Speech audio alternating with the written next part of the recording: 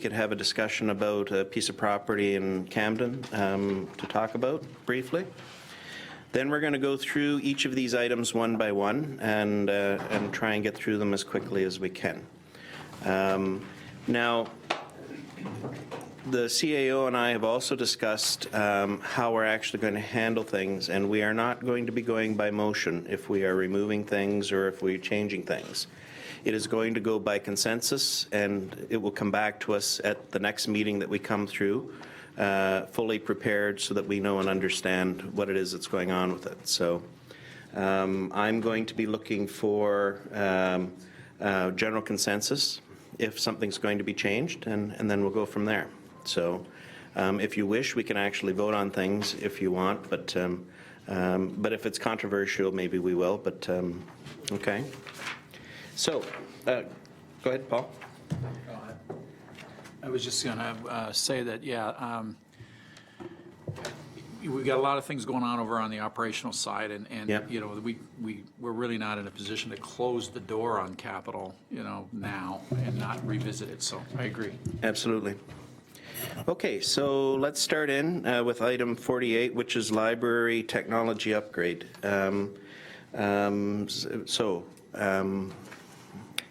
Getting down into the weeds. Yep, Councillor Thompson. Yeah, thank you, Mr. Chair. I would propose that we look at this budget that's been put forward for the library technology upgrade as follows. If you take the staff computers, which are necessary for life cycle replenishment, for $6,000 and leave it there. The remainder of the infrastructure requests may be, you know, able to be accommodated by the town hall IT staff. Maybe Mr. Brown can speak to that. But certainly, as I've done the math, the $38,800 would cover about 45 months of fiber at Rittenhouse Library. So they wouldn't have to lump along with a really poor Cogeco connection. So my suggestion is to actually leave $6,000 in that budget for the time being and request staff. There's a motion, I believe, that's there for having staff bring a report back on how the integration might be possible. Okay, thank you. So that's a proposal by Councillor Thompson. Any comments to that? Councillor McMillan. Thank you, Mr. Chairman. I really don't have much of a disagreement with that, except that you're asking for a written report from staff, which is fine. But in order for me to make a decision now, I would like to, if possible, to have some comment from staff on what you're proposing. Yeah, well, yeah. So, Mr. Kirkopoulos, first of all, and I'm going to make mention of this as well, this has been an ongoing thing between the library board and this council for at least 7 or 8 years at the least.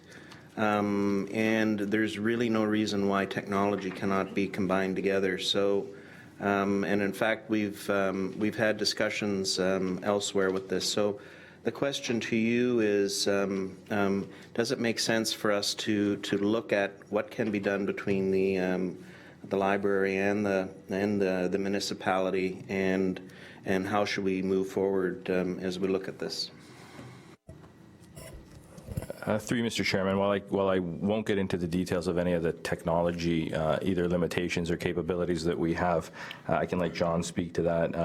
You know, my understanding is that historically we've been on separate, I think, both capital systems and IT systems over the years.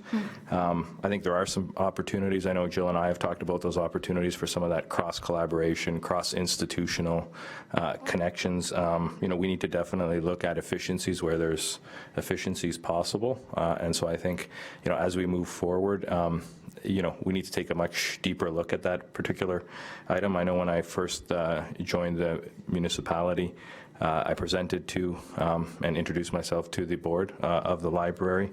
We had some good conversations around, how do we work better together? There's some things within our work plan that highlight that working of better, working, I think, more seamlessly. Jill sits around our senior management team table as well, so she's very aware and cognizant of our processes and what we're discussing and where we want to see innovation and investment made. So I think if it's council's direction for us to come back with some sort of report that looks at that, then absolutely, I think there's an opportunity for us to do that. And, I will work with Jill as the CEO of the library, as well as our IT and finance staff to come back with, whatever that report looks like in terms of are there efficiencies, are there abilities to more closely work with each other. Okay, thank you. Go ahead, Councillor McMillan. Just to follow up to that, you're absolutely right, Mr. Chairman. This has been going on. It's an ongoing debate every year at budget time. So let's explore it. Let's find out if there are savings, if there is a way that they can be combined, or whether this is what the library is presenting to us is the optimum one. Let's get it done. I have a motion moved by Councillor Thompson and seconded by Councillor Bernay.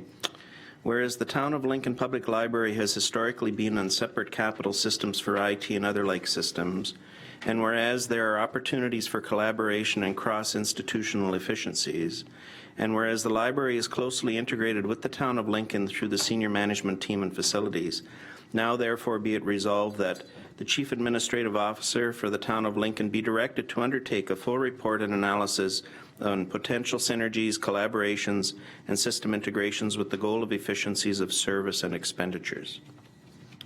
I think that kind of follows along with what is being stated. Mayor Easton. Mr. Chairman, I recently, in the last 2 or 3 months, had an occasion to go back, look at the province's core principles around library service. This facility is paid for by levy dollars, and therefore the town has an interest in assisting with the identification of the level of service that we're going to provide for the community, and that involves having an efficient delivery. So I don't think there's any question that this has to happen. I'm absolutely clear that this is what the province expects. There can be no protectionism here. There's no discussion, no issue with the town attempting to decrease service levels. It's a matter of what do we want that service level to be, and how are we going to get there. So I am quite frankly weary of this conflict that comes across every year, and it has to be dealt with in order for the board to feel that their contribution is at a level where they're going to get the greatest satisfaction out of their work, and the conflict does not assist that. So I'm looking forward to this report. Thank you. So I have read the motion. Any other questions to the motion? All those in favor? That is carried. So then the second part, sorry, Jill. Okay. So- I have a question afterwards for process, because the library board is legislatively responsible for the dispersion of funds. So I have to find out a way, with your recommendation, it has to be brought back to the board.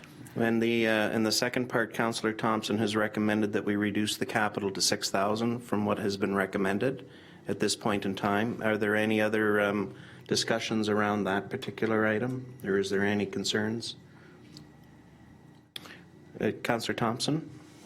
Just further to that, perhaps if there's any concerns in regards to the other items that were on that list, certainly maybe Mr. Brown could speak to it from that standpoint. Yeah, I think so. In fact, one of the concerns that had been brought forward by the library board year after year after year is the fact that they said there was no capacity within the town to do this. So, Mr. Brown, can you just briefly discuss capacity and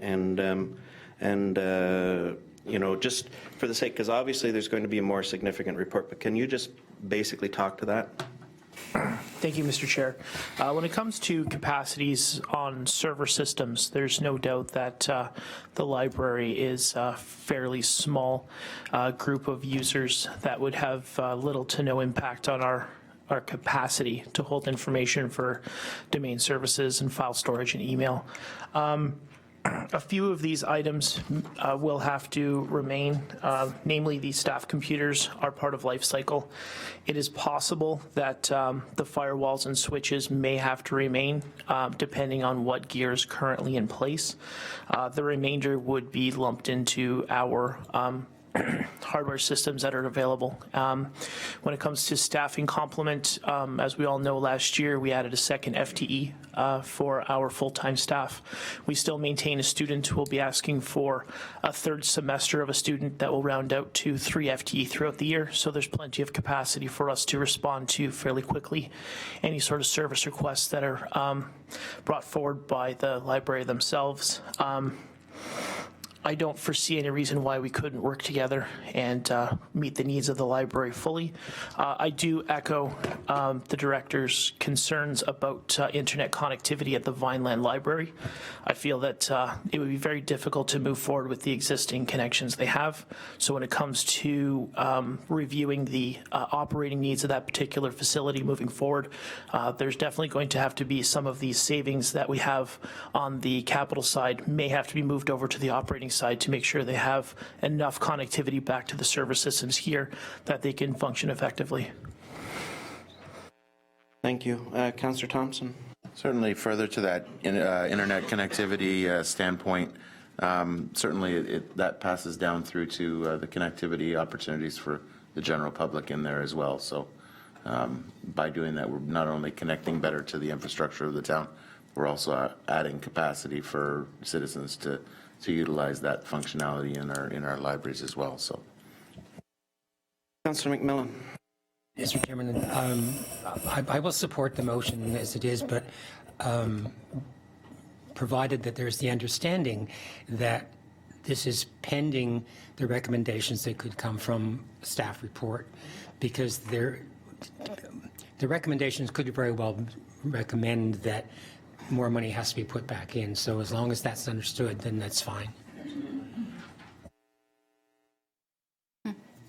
Thank you, Jill. Could I just have a request? The library board is meeting on the 15th, and I would like to have written from council your recommendation, just so we can discuss it at the board meeting. You can take away that the $6,000 for your new frontline computers is available to you. The rest of it is being put on hold for the moment. So, okay. Okay, I just said I can't really speak from council to board. Because of the, because I'm just a conduit. I'm not. So how be I have the CAO send that note to you then? Okay. That's fine. I just want to have that as written just for my purposes. Thank you. Thank you. Okay. Next, Councillor McMillan, you wish to discuss Camden? Yes. The reason I bring this up now is because there's a possibility this could become a budget item, or a land purchase. There is a piece of property in Camden that sits on the corner, or the southwest corner of Fly Road and Camden Road.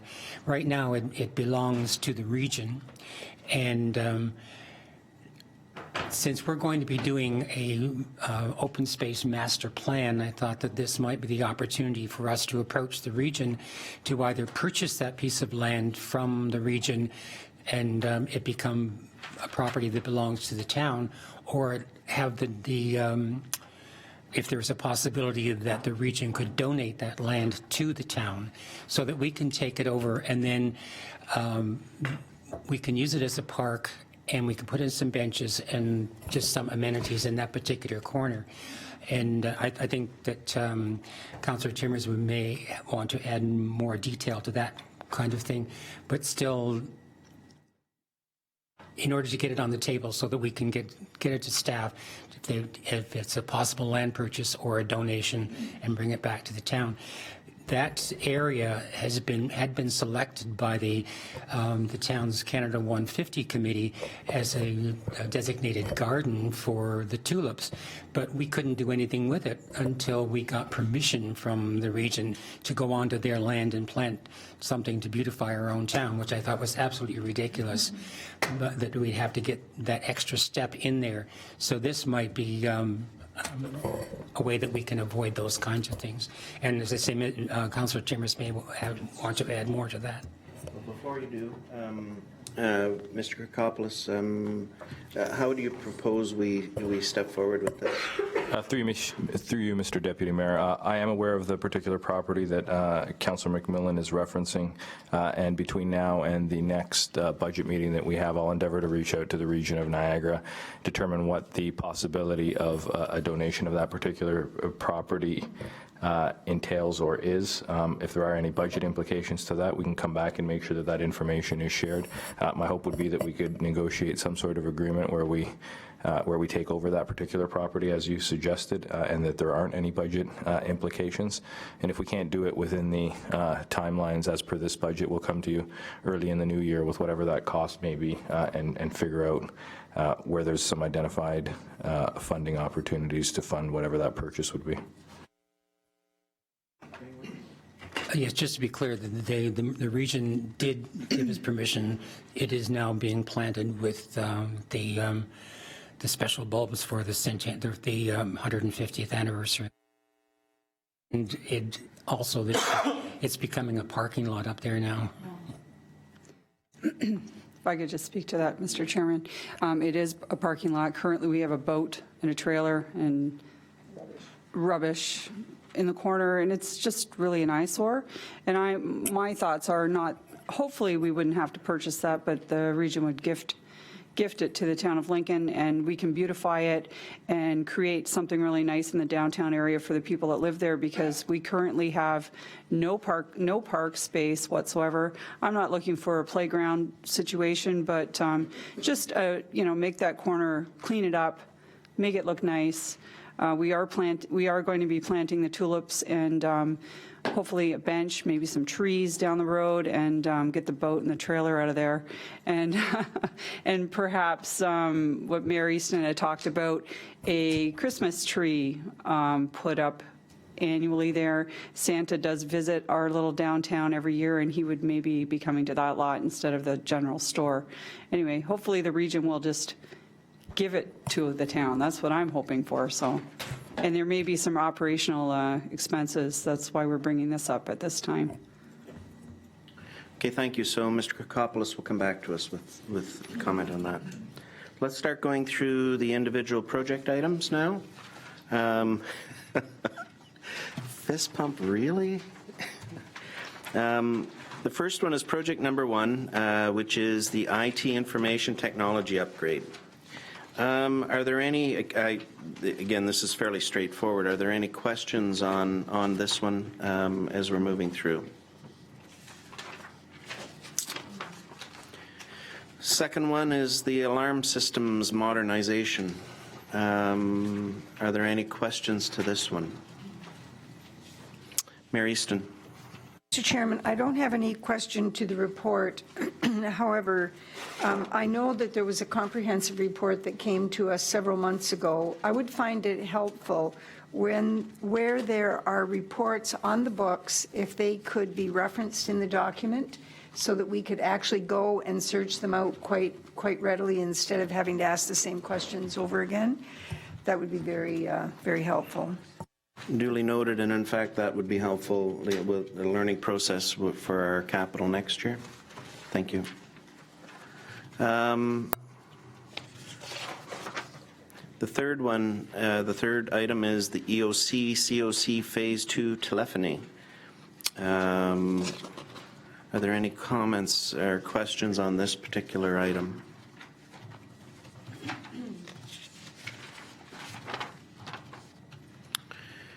Item 4, or project 4, is the redundant dispatch system, Phase 4.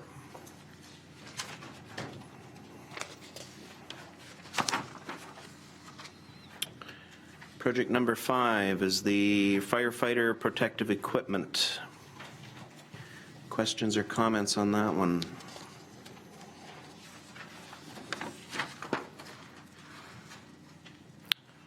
Project number 6, the bunker gear, the water rescue suit dryer. There were some questions at the last meeting about where, et cetera. So anyway, I think those were answered. So are there any other questions for the fire staff or for the chief with that?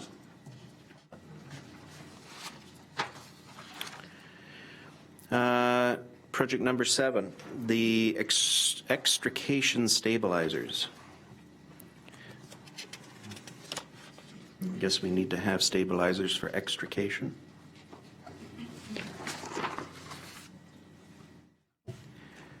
Project number 8, the self-contained breathing apparatus, phase 1.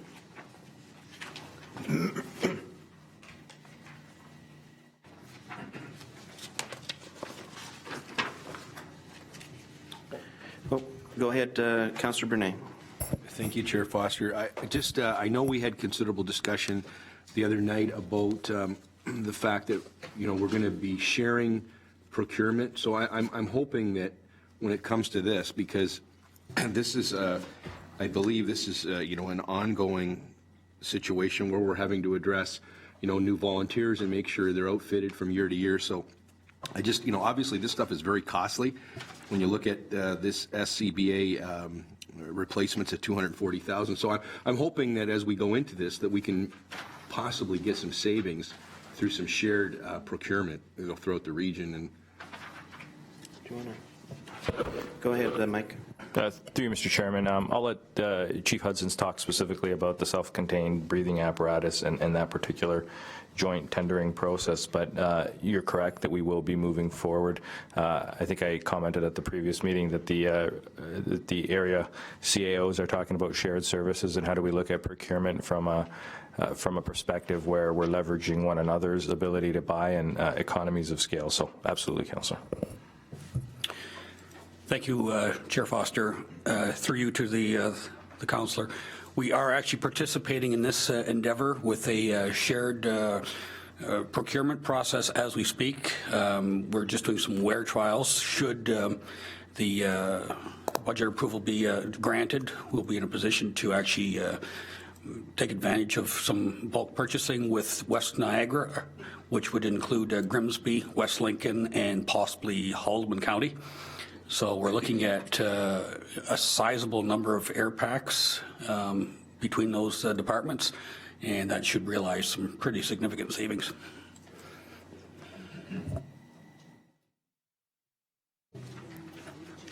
Yeah, that's very good. Project number 9, Tanker 2, Unit FS52 replacement. Go ahead, Councillor Thompson. Thank you, Mr. Deputy Mayor, through you to the Fire Chief. In this budget item, have you accounted some buffer for the extremely volatile American dollar, or Canadian dollar versus the American dollar? Because last year we certainly saw significant ouch when it came to the actual time to purchase the equipment. So I know it's a difficult thing and it's kind of like going to Vegas, but hopefully we've put some cushion in there. Through you, Chair Foster, to the councillor's question, yes, we have. I have refreshed some of the quotes as recently as about a month ago, just to make sure. So as long as something very, very drastic doesn't occur, that we should really be in good shape. So out of curiosity, go ahead. Oh, I was going to ask, is this vehicle that is going to be purchased, is it going to be similar to the other tankers? Is that the way forward? Yes, Chair Foster, it would be virtually identical to the other ones, a 11,000 liter tanker. I think, through the Superior Shuttle process, it makes sense to have 3 identically sized tanker trucks just to, make an efficient flow, getting the water rolling. So that would be our plan, yes. Yeah, thanks, Mr. Chairman. I don't have any problem with this at all, but I'm just wondering about a comment that was made when we met on Wednesday, and I think it came from the mayor, that there would be one budget line for all the fleet purchases rather than individual ones. This could very well be combined with all of the ones from Project 20 right through to 26. If we're discussing the type of vehicle and the color of the vehicle, and then we're really getting into the weeds, can we just have an X number of dollars put in one budget line that says this is the fleet purchases, and leave it up to the staff then to decide on where those monies are spent?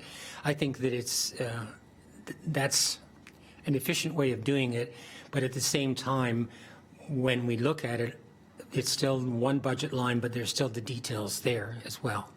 Mr. Kokopoulos. I don't have any problem with the expenditures, but just the methodology at this point.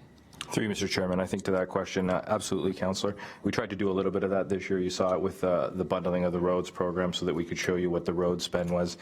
You see it with the information technology upgrade budget in terms of, again, putting that together so you can see what the total amount is and then breaking it forward. So absolutely, we'll move forward with 2017 and the next budget process next year in terms of doing a lot more of that kind of bundling of things so that council gets to see what they're spending on fleet, what they're spending on IT, what they're spending on roads. Yeah, thank you. Councillor Bernay. Thank you, Chair Foster. Just two very quick comments. I want to thank the chief for indulging me last night. He was answering me at midnight, trying to get some questions answered on this. And, just for other councillors' knowledge, I think this tanker has been called out 46 times so far in 2016. And I think for street talk, when we're talking, and I certainly appreciate this as a rural resident, that it gets premium savings on my insurance because of this tanker, and that wasn't there a few years ago. So for street talk, when you're talking to people, I mean there is a resident savings in insurance from this component. Yeah, that was a pretty big issue back a few years ago when we decided to add in the other two tankers into when we were discussing that, and that was the big selling feature from the chief as we were going through that. So, any other comments on the tanker? Okay, next is the all-terrain fire and rescue equipment.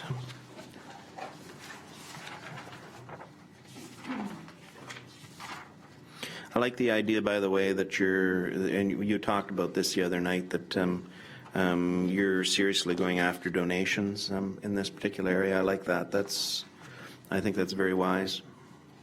Mayor Easton. Mr. Chairman, I agree with you, and I also think it's a very, very good step forward that we are publicly acknowledging that as a council that we're taking responsibility for our real estate on behalf of the public. And so in this case, it involves natural areas and green space, and the fact that the NPCA will take part in this is very, very positive. But I think the days are gone when we can carve out real estate and say, well, that's somebody else's responsibility. We're encouraging people to get out there on the trails. We want to make sure that people are moving around. We weren't able really to get to the Cave Springs event the other night where they made their big report, but clearly there's economic benefits to having these natural areas highly populated. So this is good. I'm pleased to see this go forward. So now we're getting into the public works area and the variety of projects that Dave has outlined for us that staff are recommending are being done this upcoming year. So Project 11 is the Dutch Lane Bridge number 17 rehabilitation design. Are there any questions on this one? Are there any comments? Next one is, and the mayor brought up some questions the other night, so the Frost Road Bridge number 20 EA study. Are there questions on this one? No? No, Councillor Thompson, sorry. Yes. Thank you, Mr. Deputy Mayor. Through you to Mr. Graham. I know, and I'm probably speaking from channeling Councillor Pachariva with regards to fiberglass bridges and the opportunity there. But certainly, Had to be. it had to come out. Certainly, I hope that we can incorporate that somehow into that process that we're looking to undertake. So, as an option. So. Dave, do you want to make any comment on that? No. Yeah. Thank you. Through you, Mr. Chairman. By all means, when we go through this consultation process, we will look at different options for a bridge, whether it's full removal, some form of replacement. So we'll be evaluating different options.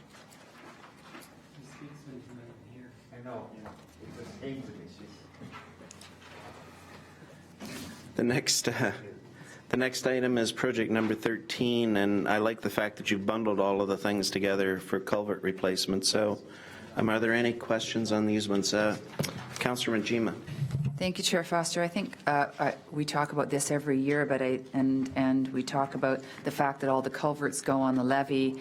So I'm wondering if our acting Director of Finance can just give us a rundown on how that's being dealt with for the long term. Are we planning to have a reserve for culverts in the long run? Is that what we're doing? I forget what the answer is. And if so, I'm looking in the reserve section, and I don't see anything in there. Whether there's any money building up for that. Okay, I'm going to go to the CAO first with Okay, this sure. one, okay, please. Yeah. Through you, Mr. Chairman, let me take a stab at it, and then I'll turn it over to Ange, again, to talk to you a little bit about our reserves and what we're looking at doing. I think what we're trying to do with our entire roads program, and I think when I look at our entire roads program and infrastructure program, we're trying to make it sustainable. We're trying to ensure that the right investment is in place. That's why I think you've seen us look at presenting various options to ensure that we're putting enough money into reserves. Historically, over the last number of years, our reserves, I would say, have been depleted. They're low. We need to rebuild those reserves. Specifically on the culvert replacement program, I'll let Dave and/or Angela speak to culverts and how we're trying to tackle that particular infrastructure item.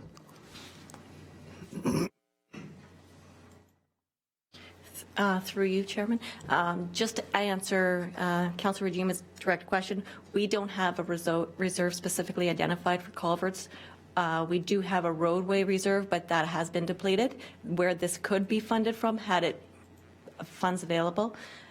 The other one we do have that may be applicable is if we ever had a new culvert, then that would be growth related, and then that would be funded from the development charges. That's where we could possibly look to fund future if it's growth related.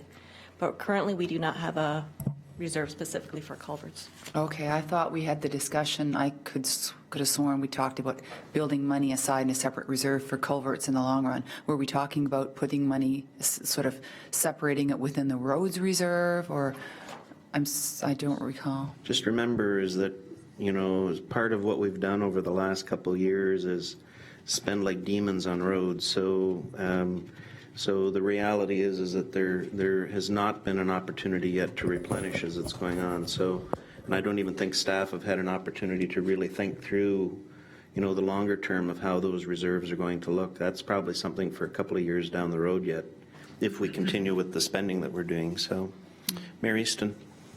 Mr. Chairman, if you recall last year, we talked about the dynamic of pushing that rock up the hill, and that at some point that model was going to correct itself so that we weren't always on the rise. And when we look at this picture here of what's been accomplished, I believe that Mr. Graham said at that time that it would be 2017, 2018 when we would start to see that course correction, where we wouldn't always be, we wouldn't be constantly moving up a hill. And maybe that's the time that we'll be able to start putting some money in there. I don't know whether that's still relevant. Mr. Mikopoulos. Through you, Mr. Chairman. 2017 will be the year that we revisit our roads needs study. I think there'll be a lot of information that comes out of that. I think, Angela, Dave, and I have continued to have conversations as it relates to our reserves and ensuring that, as it relates to infrastructure, the reserves are replenished, are in a healthy position. And I think if council looks at the either 0.5 or 1% levy, that's a good step forward. We need to continue to make investment in roads. We hear, loud and clear from council that roads is a priority, and the need to invest in roads needs to be both maintained and increased moving forward. So I think in 2017, we can come back with that report once the roads needs study is done, and also have a more thorough conversation on reserves and the associated policies. Okay, so thank you. So we're, I guess during that discussion, we'd talk about whether a culverts, whether a separate reserve needs to be made for culverts, or whether we just bundle that in with roads. And okay, thank you. Any other questions on number 13? Lucky number 13. Let's move on to Charles Street Storm Sewer Diversion, which is Project 14. Councillor Thompson. Thank you, Mr. Chair. I just have a question regarding the funding sources for this particular item. And I'm wondering if I could get sort of an explanation from staff as to why it all wasn't put into long-term borrowing, seeing as the impact will benefit people moving forward for a number of years, and why some was added to the levy and it was split up that way. Seeing as we're also not anywhere near our 10% guideline for long-term borrowing. So. Okay, so Angela, do you want to talk to why this was split down the way it was? Thank you. Through you. What we typically do in finance, based on our financial principles, the capital levy is increased based on CPI. So to maintain that level of complete funding, we wanted to spend this year of 1.255295. So we funded a portion of that from levy to completely utilize that 1.25, and then the balance, we didn't have enough available in the capital levy, so we funded it from long-term debt. There wasn't really a rationale applied to future benefit versus current benefit in this instance. So I guess kind of the scratch our heads question is why I think there's been time and effort taken to split down capital tax versus long-term borrowing amongst projects. It just seems that it seems a lot of work might have gone into that, because we're going to know that we only have so much that's coming from the levy to spend. I mean, why wouldn't you have just put everything to the capital levy here at this point, and then another project down the road just is all part of long-term borrowing? I mean, it's just give us the rationale as to why it's split, and then I think that'll answer the question. Really when we're looking at long-term debt, we look to the size of the project and the magnitude of it, and then those ones are funded from debt because there are no other sources, either capital levy or a reserve. In this instance, we didn't have any other source to, our policy is not to exceed the 1.255 this year, so that's why I maintained it within that threshold. Anything above that would be a levy increase from capital, which we were going to have a separate conversation possibly based on that. So that's why the funding was split this way. I know it looks awkward. I do agree it does look awkward. It's every time there's a change, I had to keep going in there and making that adjustment. So agreed. Through you, Mr. Chairman, I think the only comment that that I would try to make is, where possible, I've heard loud and clear from council our attempt to avoid increased debt. But I think on top of that, we look at each of the projects and we look at what part of it should be funded from the levy, what should be funded through debt. We look at it holistically in terms of, the three available, I think, pools of money that we use to fund infrastructure, whether that be the levy, our reserves, or long-term borrowing. And I think from that perspective, there's a little bit of a science to it, but I get there's also some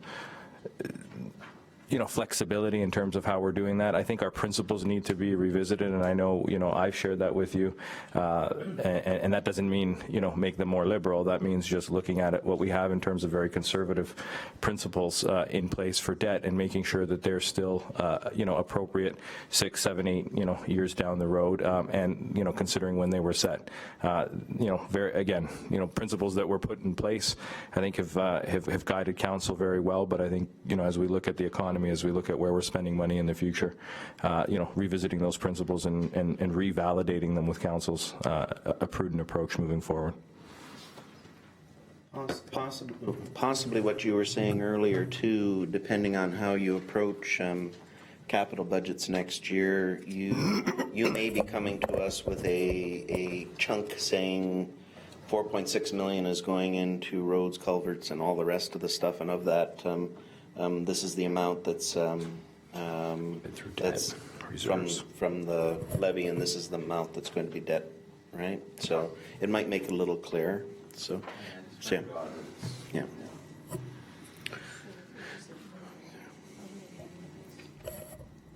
Pardon me? Mr. Chairman, I realize that the principle is one that's a bit dated, but, I guess if I had a choice of increasing the levy in terms of a special levy versus looking at what it's going to cost us to consider this as part of our long-term debt, I wouldn't be going back to the taxpayer. It's all about managing the money, isn't it? So how do we want to deal with this going forward? I know that Ange spent a lot of time splitting these out, but what, can we get a report that basically compares, one over the other? If we're going to be looking at a special levy, it seems that some of that is already in there. There's 0.5% there. Yeah. Want to take a shot at that? Through Mr. Chairman, maybe if I could get a little bit more clarity in terms of in terms of the question from the mayor. I mean, we've got some set approved principles. Could we have a report to you between now and then to contradict or amend those principles at this point in time in order to find an alternative funding method for that? I'm not sure if we could get that done before next week or the week after. I mean, we can endeavor to try that. If we wanted to make a specific amendment to this particular project and see it all funded through long-term borrowing through debt, we can do that and then reassign the available monies to another program. We can definitely take that direction away. I think the thing that it's always confusing with this, and we've had this pretty much every year that we've gone through this. I mean, remember, from the capital levy, we are only, by our own principles, only taxing a certain amount of money towards capital, right? So everything above and beyond that is going to be long-term borrowing. So I think this is just an allocation method that's going into place at this point in time. Through Mr. Chairman, absolutely. We have an $11.5 million capital program, of which 1.25 is on the levy. That is a principle and a policy set forth by council. The rest is funded through debt. So the impact to the debt and reserves. The rest. The rest in terms of that impact to the average taxpayer is minimal, is sitting right now at 0.288. But I understand as you're considering a special levy dedicated to infrastructure, if there's other monies that can be found and reallocated there. But I did want you to, look at it holistically. Out of the $11.5 million, only 1.25 is on the levy. I understand that, Mr. Chairman, but when we get to the point, as we did last year, where we're talking about a special levy, we didn't go forward, and I wonder if maybe part of the problem was that we didn't have all the formulas before us. We didn't have, I'm not sure, I can't remember now whether all the options were out there, but I think if we had a report that offered up the alternatives and the impact of all the alternatives, I wouldn't be so concerned about continuing on with this 1.255. I don't think things have changed. Unfortunately, this is a policy it's a principle I think it's dated. We need to know what we want to do going forward. And we may decide to change that, but we don't have all the information. Through you, Mr. Chairman, why don't staff endeavor between now and the next meeting to come back with that policy, the implications of that policy, and as it relates to this particular project, if we could find an alternative funding approach and what that would mean again in terms of freeing up those levy dollars to allocate differently. Okay, that's fine. I guess the other thing, Mr. Chairman, is if it just isn't feasible, if it's not the right time, if it's going to somehow jeopardize the quality of information that we're getting overall, then I would certainly step back and say, you know, that's the staff's judgment and recommendation to us. I'm willing to certainly be open to that as well. One of the things that we did state going into this term of council, and I believe with our new CAO coming in as well, a lot of these areas of policy and the way that we're handling things need to be reviewed. But I don't want us doing a knee-jerk reaction with this at this point. I mean, this particular policy has done us well. It was something that was implemented actually when Bruce Peaver was back as our CAO back a number of years ago. And before that, it was at the whim of council to either spend or not spend on capital in a variety of ways. So anyway. Okay. Anything else on the Charles Street storm sewer diversion? Road surfacing and rehabilitation, Project 15.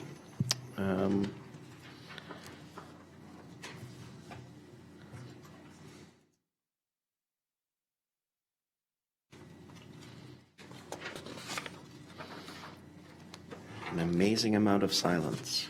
Well, Mr. Chairman, I would say that the list is the list. The staff produced the list based on their best knowledge about the condition of the roads. You know, there's some political elements to this, you know, where we like to maneuver. I don't happen to, I happen to have, there's just, you know, one area of concern that I had around a big event that's going on in the community next year up off Moyer Road, but I think that, Dave, that you've taken that into account there. So I don't have any political maneuvers, but others may have. And I mean, I think the list is Public Works, Infrastructure's their best judgment on what needs to be done next, and I'm happy to accept that. And I don't have a problem with the amount because we have to go forward, and it's very visible to the public, and this is very high on their agenda. Okay. Project number 16, the Drake Avenue neighborhood reconstruction. So I guess we're adding what Councillor Regime and I want, another 900,000 to go and bury everything while we're at it. Good. Thank you. We appreciate that from the rest of council. So Just make it a cool Ward 1 thanks 1.5. Yeah. Next year, it'll say, see staff report from 2017. Yeah, good luck with that. Yeah. Oh yes, Councillor Timmers. If you could get the 85 residents who live down in Drake to pay $7,000 apiece, I'm sure you could find a way to do it. I'm leaving that up to Councillor Regime. So. Start knocking on doors. Project number 17, the 9th Street retaining wall. Just a question to Mr. Graham. So this area here has always been an interesting area. So this one should be done at this point, is what you're saying, correct? Through you, Mr. Chairman, in reference to the retaining wall, yes, it is. It needs to be done. It's failed, and pieces of it are in the creek right now, so we need to react to it.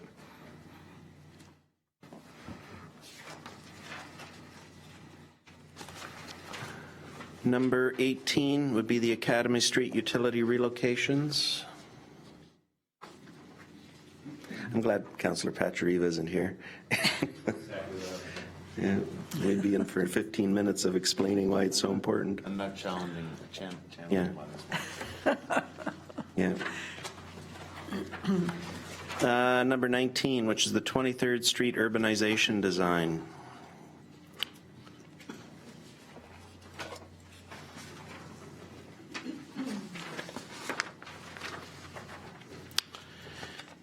Okay, so there's a whole sequence of things now for fleet concerning vehicle replacements, et cetera. So let's just go through those. So the VC13 replacement, that's project number 20.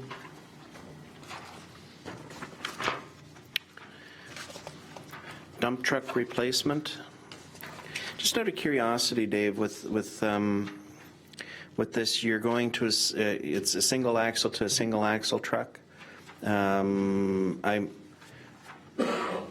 curious with the fleet, like you know, is there any benefit to looking at a heavier, dutier truck, or is it you know, is this you're focusing, saying no, this is what's needed? Because I'm like, this is this will be used as a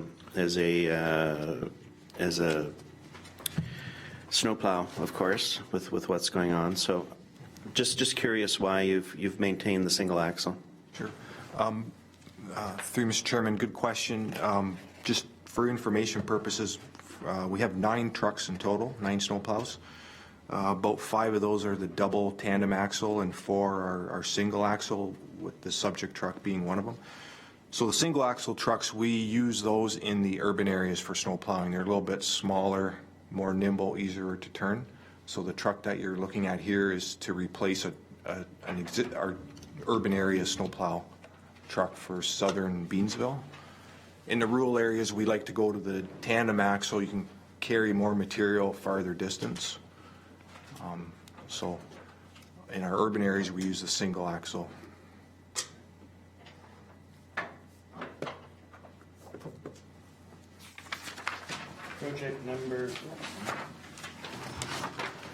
Project number 22, the cargo van replacement.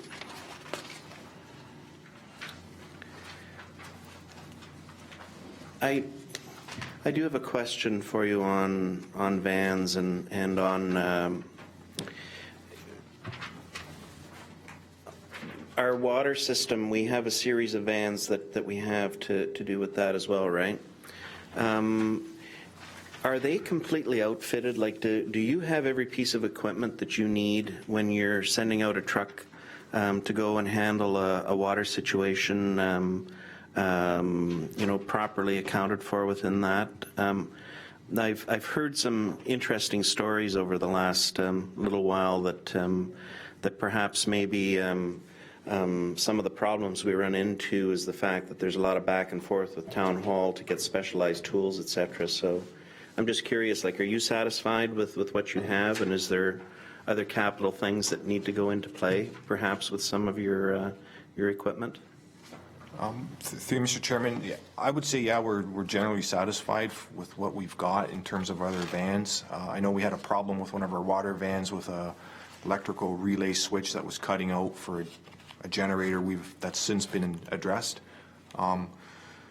A particular van like this, when we do the next step, if we get budget approval, then we start building the specifications for what we need. We involve our staff and we make sure it's outfitted for what we need.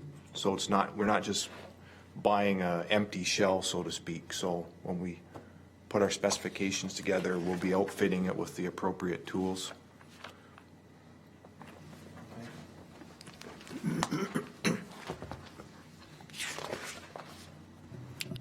Project number 23, the riding mower replacement. Yeah.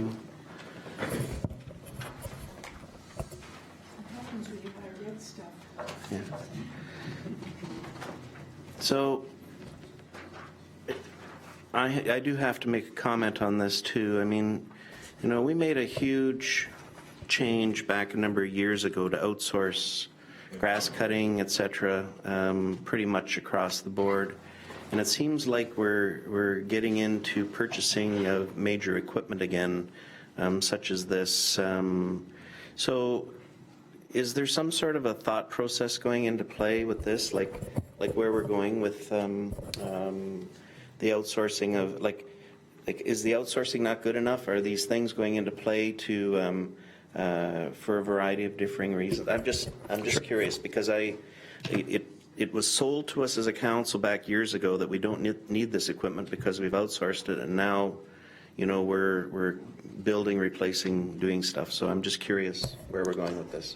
Through you, Mr. Chairman, my understanding, and at least from being here the last year or so, and in talking to staff and in visiting our parks and recreational staff who are responsible for this, we currently have, what I'm going to call as a hybrid model, where we do have some outsourcing of those works at particular locations. If I think about Town Hall, if I think about other key locations throughout the municipality, we have a number of our staff, for example, cutting Hillary Bald, Charles Daly, as well as a number of other sites. And so, what we have currently is a hybrid model. I think we do need to look at our RFPs and our tender documents as it relates to the grass cutting and maintenance efforts that are currently going on, and determine if that's the direction we're going to continue going in. But our current model really is a hybrid model, and with the park system growing, with the demand in terms of service delivery and the level of service that I think both council and the community is demanding at our parks, there's definitely a lot of supplementation that goes on with our existing staff. Thank you, Chair Foster. I echo your comments as well, and just a very, very short story, because I think all of us are looking at this saying, why the heck are we having to replace a piece of equipment that was just purchased in 2013? And in no way, shape, or form do I want this to be taken as micromanaging, or as we commonly refer to now as in the weeds. But I can tell you, early in 2014, one of the first things I did when I got on council was I visited a number of the parks, and I remember speaking to the gentleman that was driving that tractor, and he was very, very vocal about that Massey Ferguson tractor that had been purchased and how he felt that it was the wrong purchase from day one. So I guess my only comment, and again, I am no way, shape, trying to micromanage, but I hope that we are talking to the people that are actually operating this equipment to kind of get their input. Not that it has to be taken as gospel, but I think those people that are actually on the vehicles can share some vital information moving forward, that we're not going to have to look at replacing vehicles after 3 years. It's through you, Mr. Chairman. I know Councillor Brunet and I have had this similar conversation, and Councillor, I hear the same story. I do, once a month this day in the life type thing, and anytime I get a chance, I do go out and try to talk to our frontline staff. I did ride one of these lawnmowers myself. My grass cutting skills aren't as good as they used to be when I was a park student, some 25 years ago. I can see how they need a new one. This thing doesn't allow them to, do the work they need to do at our cemeteries and some of our other locations. But absolutely, I think what we need to do is ensure we're talking to the actual user who's going to be using this. It may look great in a picture, and it may look great in a magazine, or other ways in which we're procuring these sorts of things. But we need to be talking to the frontline staff. We need to give them the tools to be successful. And so I think that's a model that we're starting to put in place both in Public Works and SRC, and that needs to continue. And I can assure you, next year as we look at our tenders for beautification, grass cutting, and as we start having those conversations as part of the operating budget, you will see us trying to take a different approach and figuring out what that balance between external resources to cut grass and to take care of our cemeteries versus the internal resources that we have. Mary Easton. Mr. Chairman, I just want to, I believe that when I look at the grass cutting, we have staff cutting grass, we have contractors cutting grass. We also have volunteers cutting grass, which is something that we discovered when we went down to speak to the Jordan Lions. My question, Mr. Chairman, is in terms of our union, our relationship to the union and with the union, as far as goodwill relationships are concerned, and are we at risk of continuing on with volunteers doing something that is clearly either a staff or a contractor's job? Through you, Mr. Chairman. As it relates specifically to the Jordan Lions Park, the Jordan Lions Club, and that existing relationship, for a number of reasons, we're having conversation with the Jordan Lions, and part of that being those union relationships and duties. Typically, I would say, we've tried to establish over this last year a good relationship as part of collective bargaining with our union and with our unionized staff, and I think that continues. We haven't faced any issues in that particular category, but I think what we need to do from a liability standpoint, from the well-being of our users at that particular location, is look at a long-term solution to migrate, I think, what I'm going to call inwards, the functioning, as we've done with the pool there, as we've done with some of the other facilities of grass cutting and some of the fields and baseball diamond work that goes on by the Lions, and really look at, from a long-term perspective, how that continues or doesn't continue, actually. Okay, Mr. Chairman, the second part of my question does speak to cemetery maintenance, and my question is whether or not, in terms of the inactive cemeteries or the pioneer cemeteries, that, do we have the right equipment? There's a lot of damage in a number of those cemeteries that has taken place by virtue of the fact that I don't think there's a good understanding with the contractors often. There's a lot of scoring of the stones that are on the ground. It's very difficult for people to do genealogical research as these things get marked up. The weed whippers are particularly deadly on the limestone. What is our plan to make sure that the integrity is not breached further? Through you, Mr. Chairman, as it relates specifically to our cemeteries program, I think you're going to see when we present the operating budget us take a more deliberate approach, a more significant investment within our cemeteries program. I think when we look at the specifications of this particular machinery, and if we need to make some amendments to the existing machinery we have, we will. But the cemeteries program is going to receive, again, when you hear me and you hear us present the operating budget, you're going to see some focus on our cemeteries program. And will we be open-minded enough, Mr. Chairman, through you, to consider the use of a shepherd and sheep? Through you, Mr. Chairman, that's an inside joke that the mayor and I have, and so I will. I won't answer the question, but. Sufficient to say they're used widely in Holland. Yeah, something the mayor learned in Holland. And here too, actually. Yeah, well, Featherstone Winery, but anyway.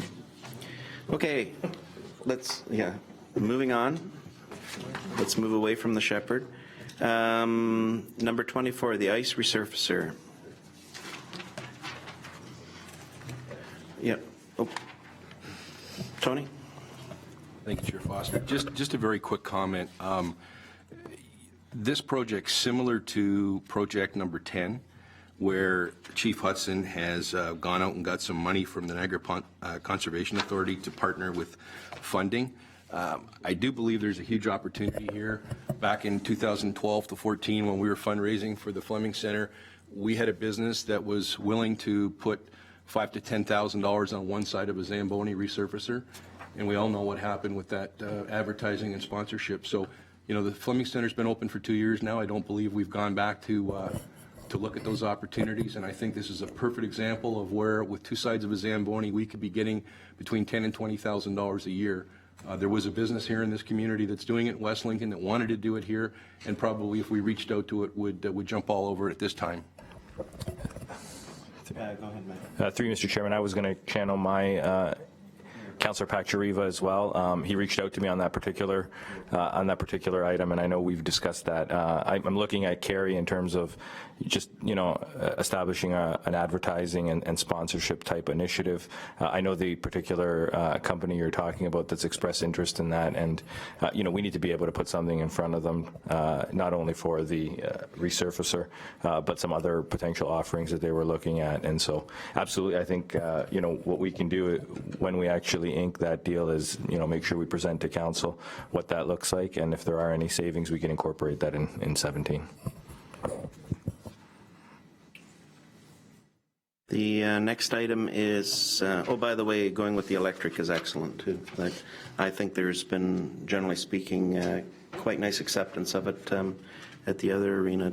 Number 25, which is the pickup truck. Any questions on that one?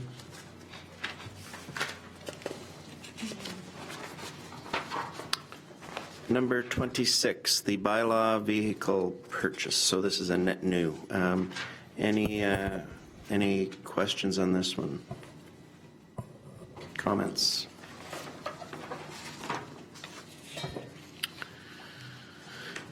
Number 27, permanent solar digital driver feedback speed signs.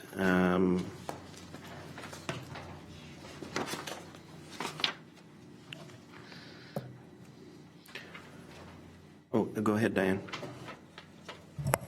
Thank you, Chair Foster. My question through to Director Graham, and I apologize if we discussed this before, but I missed it. Why? I know that we like to move the portable ones around, and that there's a reason for that. There's impact, and people people notice them because they've moved around. And when you have a sign in place for a long time, people don't even pay attention to it anymore. That kind of thing. So, what is the rationale behind getting permanent ones as opposed to more portable ones?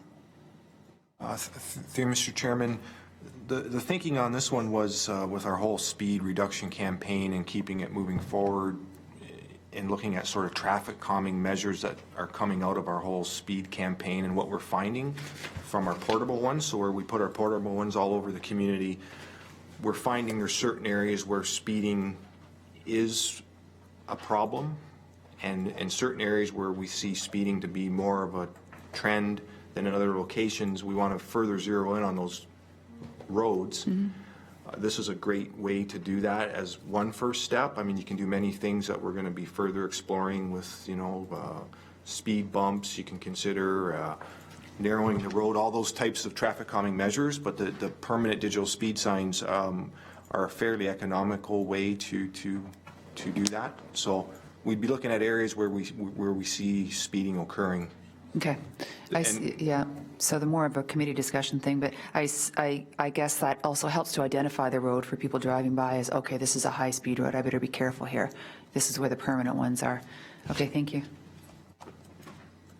Sort of going along with Councillor Majima's thing, I'll be curious. I don't remember where it was thinking that this was going to actually happen. Probably likely along someplace like John Street or whatever with schools and things like that. But I'm kind of the opinion as well that the ones that we can move around are actually perhaps something that's of more value. But obviously you're the more expert on this than us. So I think that should be discussed a little bit further though once it gets to committee time.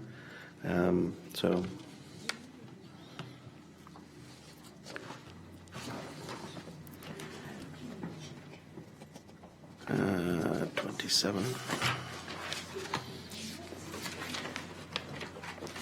28, of course, is another set of portable signs. 29, Beamsville pool heater replacement. Guess we need a heater, so. What's that? Sorry. Which number? Okay. So we're on project number 29. Yep. Oh, Tony, go ahead.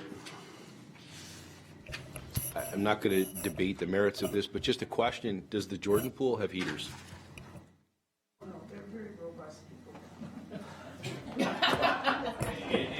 And to that point, Mayor, the Gretzinger Pool is in a wide open area. The Jordan Pool has a bunch of trees around it. I would think the temperature of the Jordan Pool would be much more frigid. So just saying. Us East Enders are a hardy bunch.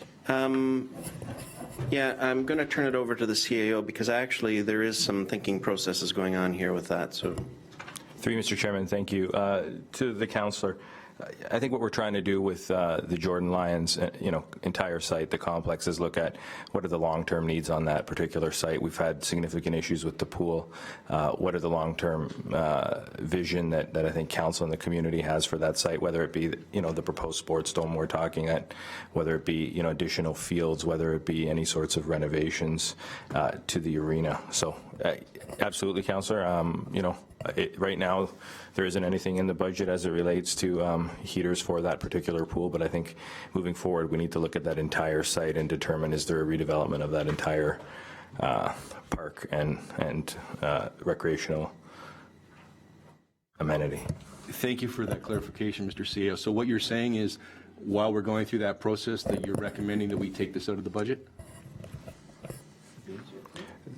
Through you, Mr. Chairman, this is related to Beamsville, and so I think as we, yep, no, absolutely, right.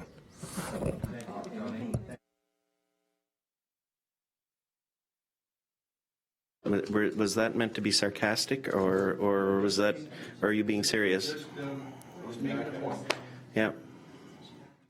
Mayor Easton? Well, Mr. Chairman, just out of respect for Councillor Brunet's concern and consideration for this, I think that if there was absolutely no consideration being given to what's going on in Jordan, and there certainly is, and there's been some discussion, but not a report yet, that I think that his suggestion would have merit, but I think the timing of this is really what is got to be taken into consideration. So, of course, we should leave this in, but we should equally be as concerned about what's going on in the Jordan Pool, which is not in great shape from what I understand.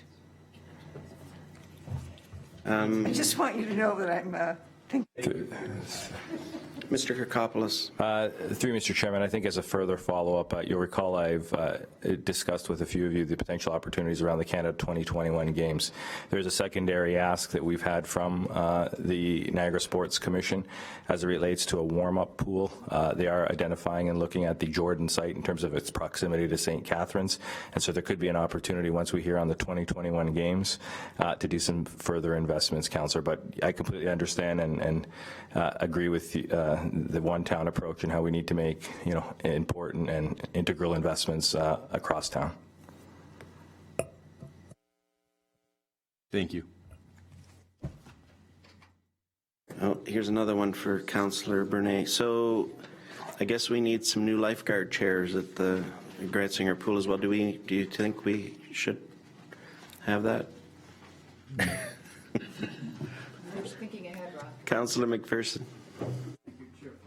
And I certainly appreciate Councillor Brunet's concern about a degrading pool situation over in Jordan. I think that this Canada Games will be a key piece of the decision on how we move forward with that pool, because if we don't get the Canada Games, I think we got some serious, decisions to make around the entire pool, So, very well, I appreciate Councillor Brunet's questions. I also need to excuse myself from the meeting, so I set that up with William, and I need to depart, so thank you.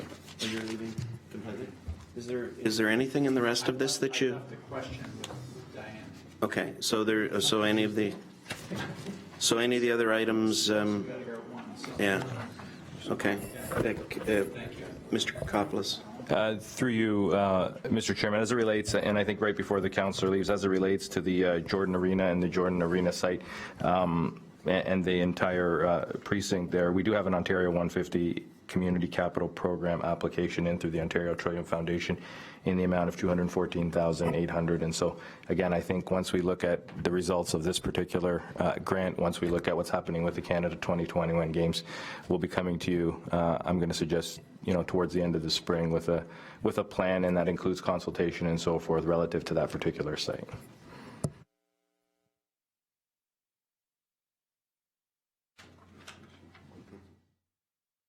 So the next item, project number 31, Beamsville Fire Station temporary accommodations. So, comments, concerns? Councillor Njima. Thank you. This is from Councillor McPherson. He just had to leave now, but he would like to know, so his question is, at what point do we have a discussion about this town hall here and our needs here? And how do we relate that to our needs that we're talking about today for the fire hall and office space, et cetera? I'm going to put that to you. Through you, Mr. Chairman. So let me this is a long answer, and so let me see if I can try to kind of parse it out into some pieces. There's a current ARC process going on with the District School Board of Niagara that I've updated most of council on, and that we've had conversations both in camera and out of camera on. One of the issues as a result of that will be the availability potentially of land where the current high school is located in Beamsville. Simultaneous to that, last year, council approved some monies to look at a particular design for this site. There were some, I'm going to suggest, customer service issues that council wanted to address, as well as some safety issues. And so I think we've engaged that individual, but what we're having him do is look at this site, should there be a scenario where we stay here, and there's very much a scenario that sees us doing that, but as well looking at, should the availability of the school board site become available, what could we take with a similar footprint and put on that site, cognizant of some of the heritage issues that we have on that site and some of the heritage opportunities we have on that particular site. So we are, we're in need of temporary accommodations in the short term. This is a 4-year fix. We're looking at 2020 before that school closes and people are out of that school and a new school is built. So when we look at Town Hall and the needs for Town Hall, we've got some short-term needs, which is where the chief really has come up with this potential option to make sure that his group and his staff see the synergies of being together. We're growing in terms of the staff complement we have. I look at some of our new hires. They're currently sitting in what I'm going to call hallways, where we've tried to kind of, find appropriate seating for them. There are some needs from that perspective, but as it relates specifically to kind of a broader look at our accommodations, we need to look at it holistically. We need to, be in front of council should that property be available with a business case. We need to go to the community. I mean, this will be a huge project should it happen, but we don't want to do that until we have all the information in front of us. Okay, can I ask a clarification question, Mr. Chair? So we have an individual right now looking at Town Hall. You probably sent that out by email, but I didn't absorb it. No. No, so through you, Mr. Chairman, I haven't sent anything out by email. We have an individual, an architect that was engaged a number of months ago. There was a verbal update provided to council as it relates to that, and Chair Foster did highlight that before we go any further, that we make sure that we have a conversation with council to determine the needs of council. What happened at the same time was the ARC process has heated up, and when we look at the recommendation in that ARC process to close all 3 schools, that leaves us with a vacant piece of property potentially that we may want to look at for our future needs in terms of location. And then again, as I've said, put a business case together that looks at this site, that looks at what we do with this site and what the potential opportunities are here. And so we've really actually put that on hold, that architectural work. Okay. And so we will we will endeavor to move it forward once we hear more and bring a report to council to that extent. So there's a lot hinging on the ARC process, and also this proposal is temporary. That's what we need to take away from this. Okay. Councillor Timmers. Thank you, Chair Foster. Just a question through you to Mr. Hudson. Is there not space available within the new Camden Fire Hall or the Jordan Fire Hall instead of spending, this is a fair chunk of money for a temporary fix. Is it not possible to put that $100,000 into more permanent office space in Jordan or perhaps in Camden at the new build? Through you, Chair, to the councillor's question, a permanent fix would be a fair bit more money in terms of space reallocation and things of that nature. The idea here was to repurpose space on a temporary by just putting up some partitions in an existing room and then putting a portable building down. But if we were to include, say, permanent space in a new Camden Fire Station, for example, we would actually have to expand the footprint of that station considerably to fit in 4 or 5 offices. And at the price per square foot, that's a lot more money to consider. And the other issue with that is really the level of service delivery. We're trying to make a customer service counter for for customer service for the public, and, you know, the hope was to have it more centralized, a little bit more accessible. That's certainly, you know, one of the driving factors of this. Okay, thank you.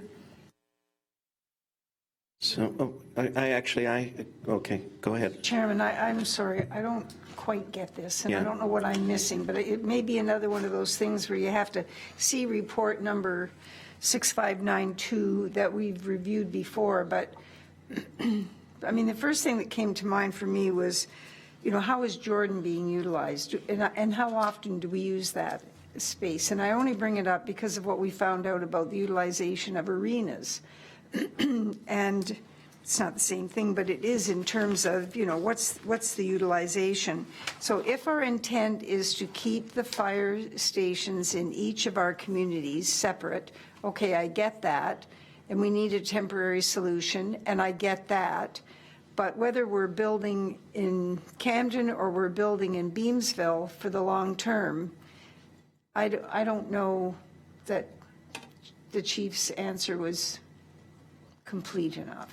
Well, I also have, by the way, I have some big concerns about this one, and it has to do with, the location that's going into place with this right off the bat. It is a small piece of property, and I can't imagine that this is going to, you know, do a tremendous amount of things with that. But secondly, for $99,000, you know, are there no options? I mean, we've been given essentially this is what we're going to do, and not really have a good discussion on it. I mean, might it make sense to rent space within the municipality and move our fire group into the thing? You know, there could be some savings with that. Like I don't like throwing away money, and and Greg, you've come to us now basically stating that you need a new fire hall in Beamsville, you need a new fire hall in Camden, you need a new fire hall in Vineland. So, you know, this is a lot of money to basically be tossing away, in my opinion. So, because this really truly is temporary. So, If I could just respond to that, I think the issue now is not just fire service specific. The issue really is in terms of growth and expanded service delivery corporately. There's an immediate need right now for space in this particular facility. We currently are fragmented already in terms of our operation, which is leading to some operational inefficiencies, and it's you know, as we become busier and there's a number of things coming down the line, it's going to be even worse. So this is an opportunity to leverage an existing building. I did actually look at renting commercial space, and this option to repurpose an existing building, we are already paying the hydro, we're already paying, you know, the heat and all the utilities, is the most cost effective. And I do have some information I can provide if necessary to council on some various options.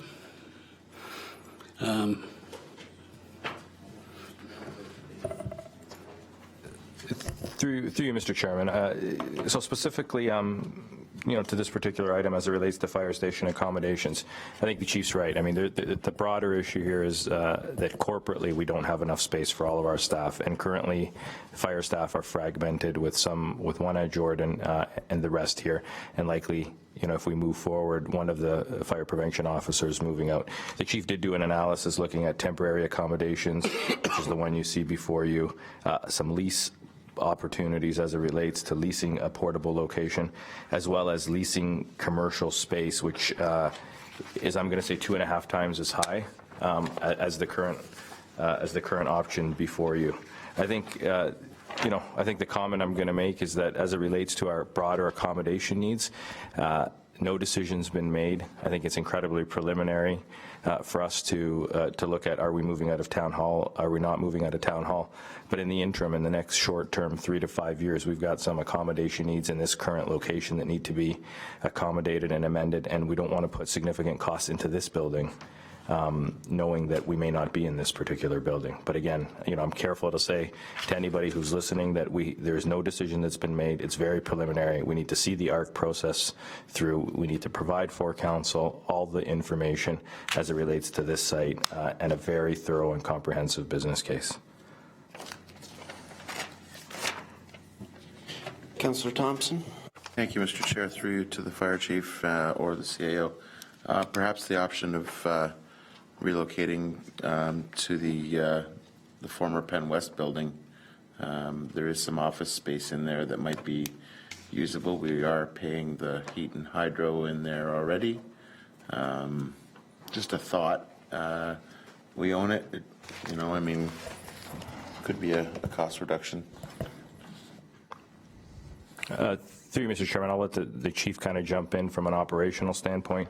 I think, what I'm going to say is that more information is required. We've got a lot of capital assets, a lot of facility holdings. We need to look at all our facility holdings as it relates to that particular property. There's some other items on that property that we need to address and move forward with. And so, from a cost perspective, I think from an economies of scale, this is probably the most inexpensive cost, but I completely understand council's, reluctance to look at this before we have a very comprehensive look at all our accommodation needs. However, in the interim, we are busting at the seams here, and something needs to be done here in order to accommodate that. Now, could we do something in the interim and come back to you mid-year, come back to you when we look at, from a broad perspective, what's happening with the ARC process? Absolutely. Easton? Mr. Chairman, so what comes to mind for me right now is a fairness in evaluation of this. There are a lot of parts to it, there's no question, and we are trying to be accountable in terms of looking at some of the other influences for sure. So I'm just wondering, through you, Mr. Chair, to the CAO, what kind of report is realistic for council? This piece that we just received now obviously has quite a lot of additional information in it. Maybe it's just the packaging. What would Mr. Kirkopoulos consider to be reasonable at this point?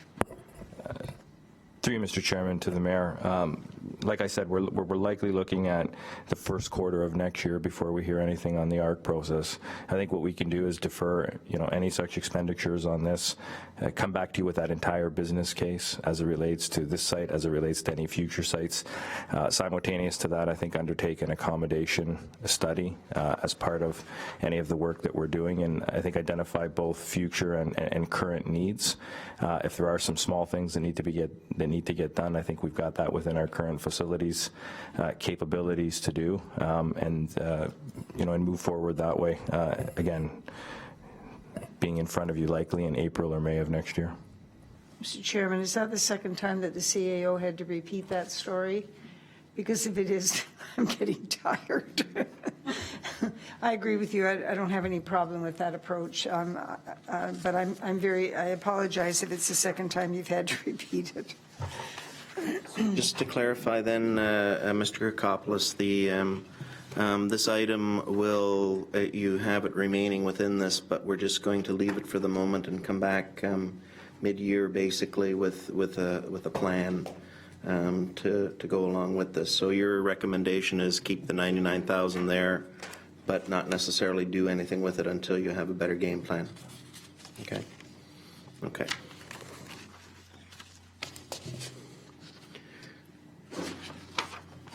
Next is the number 32, which is the facility security upgrades.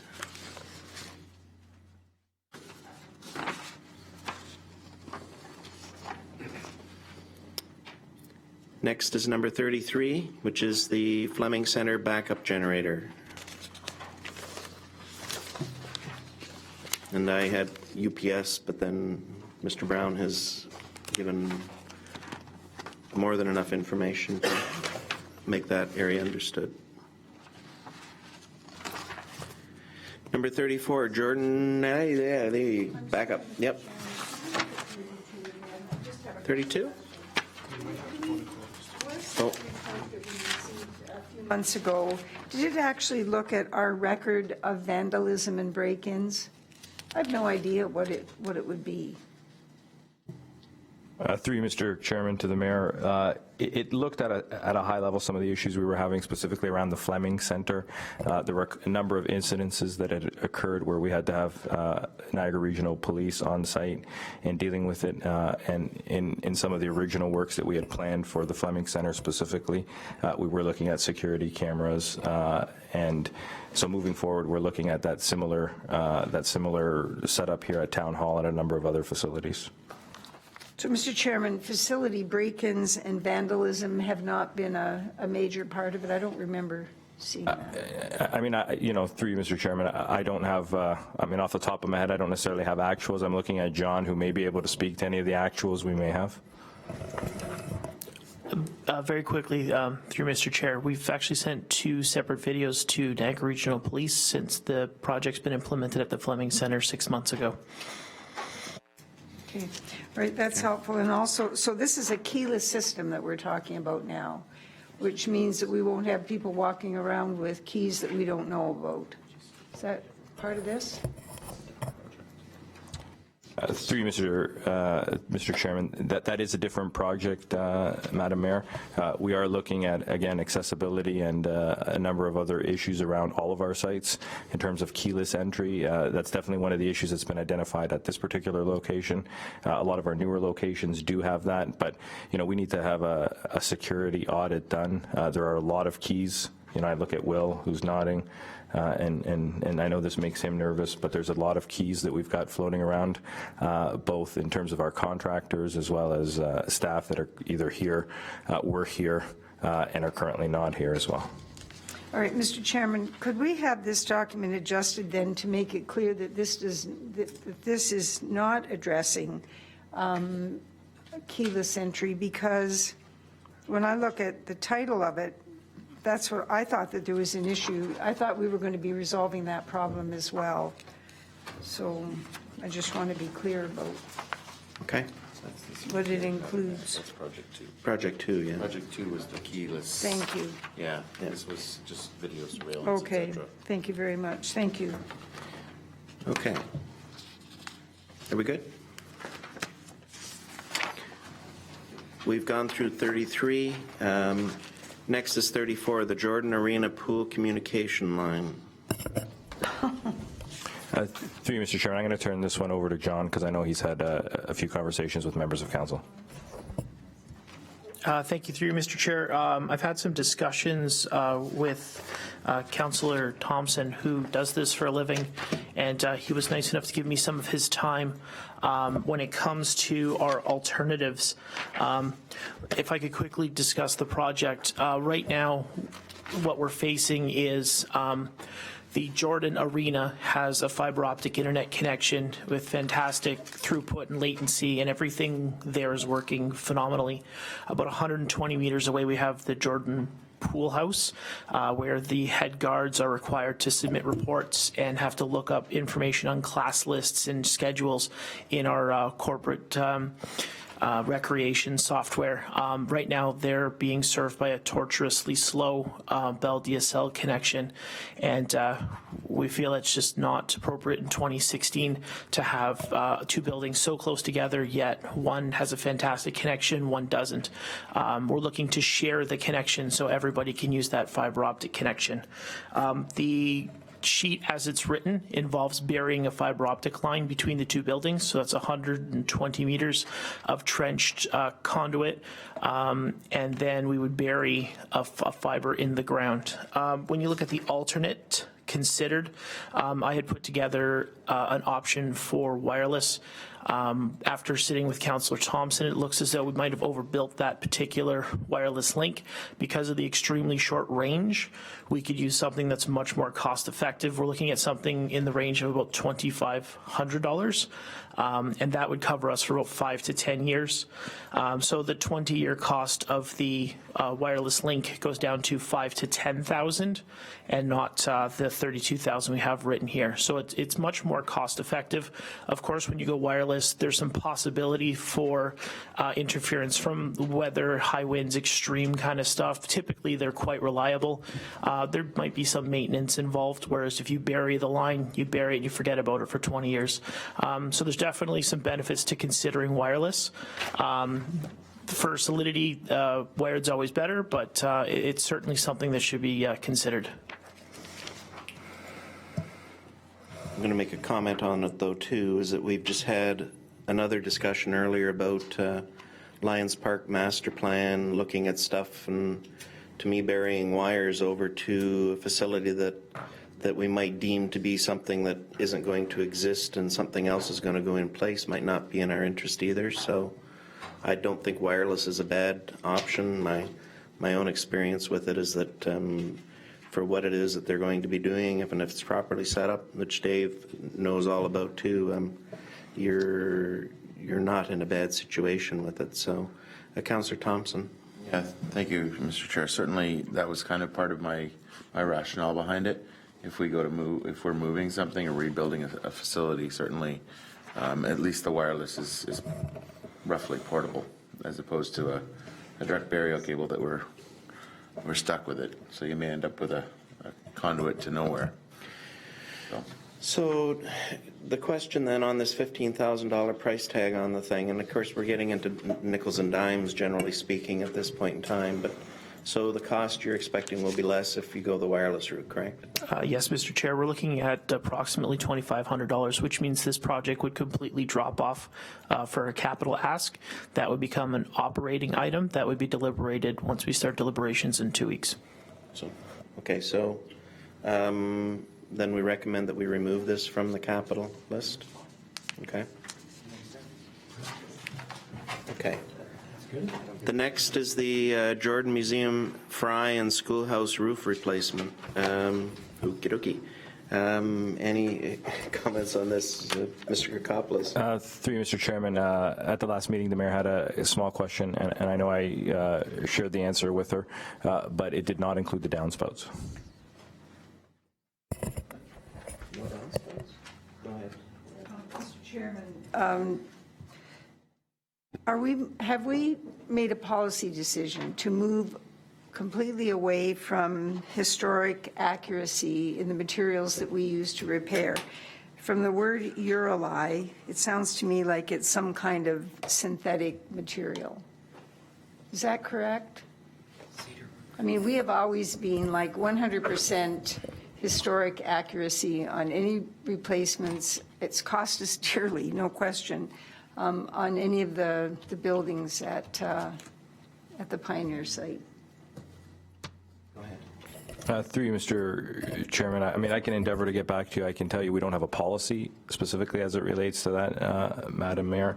I think the desire through Director Hussein and Chuck were to look at, from a lifespan perspective, from a protection of the existing site, what we could do to make something look as real as the cedar shingles that are currently there, but at the same time ensure that there was ice and water shielding and new flashing in place, again, to protect the lifespan of that particular site so that we wouldn't undertake additional works if there were damages. But we can definitely have a further conversation, and if there's any thing we can do in terms of using materials that allow us to achieve the same desired goal, but that are more in line with the heritage and historical elements of the building, we can do that.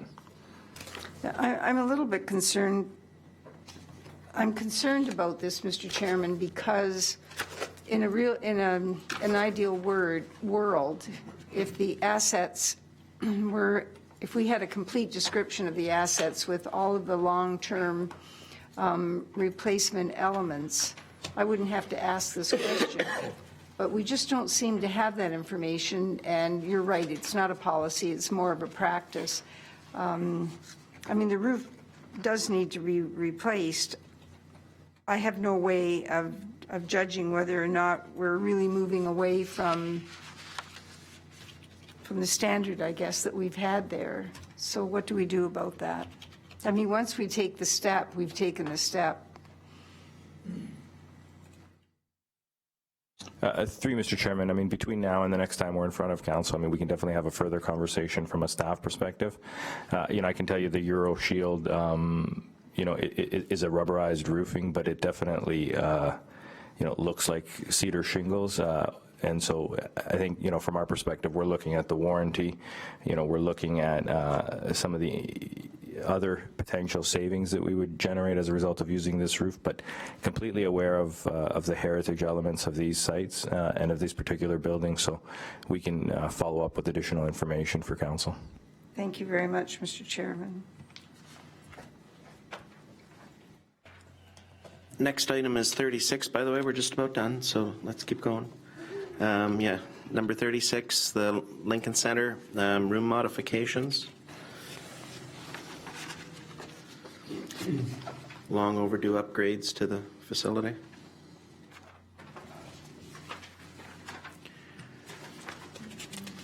Number 37, number 37, town hall generator replacement. I'm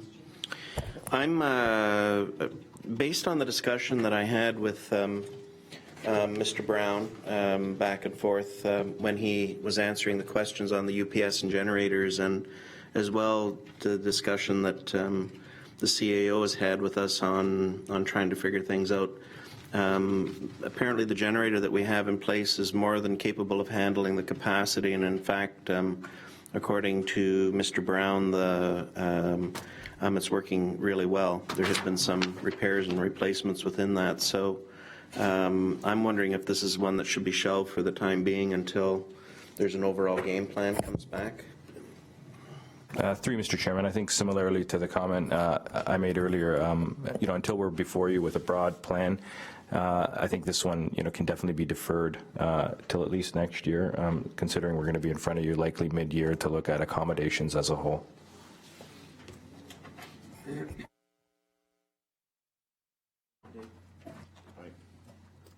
I tend to concur with that in regards to the fact that these things are not as portable as one would like, so just in case we do move, I think it's wise that we hang tight on it. Next one is the town hall server room HVAC upgrades.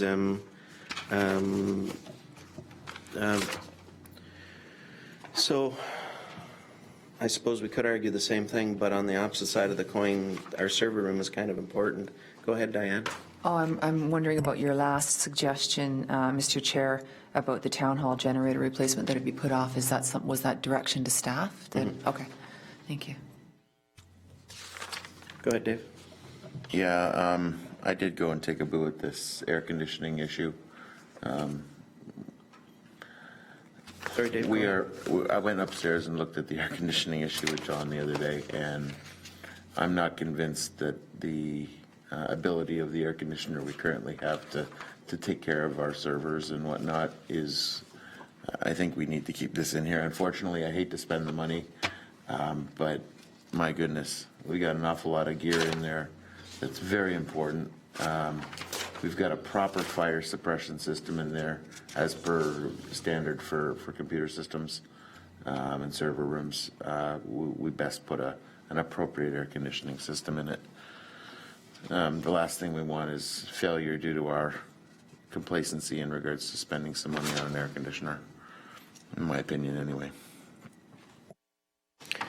Okay. Next item is number 39, Conkle Creek Remediation Phase 1. Mr. Kirkopoulos. Through you, Mr. Chairman, the only comment I will make here is that this project, I think as we highlighted in the presentation on Wednesday, is conditional on CWWF funding through senior levels of government.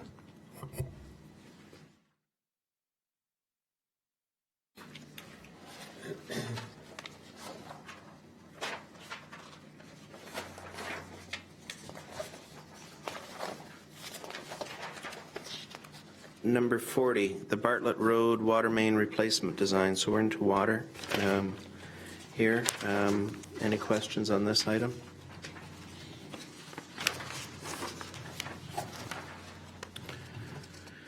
Number 41, which was discussed earlier, the Prudhom's water main upgrade design.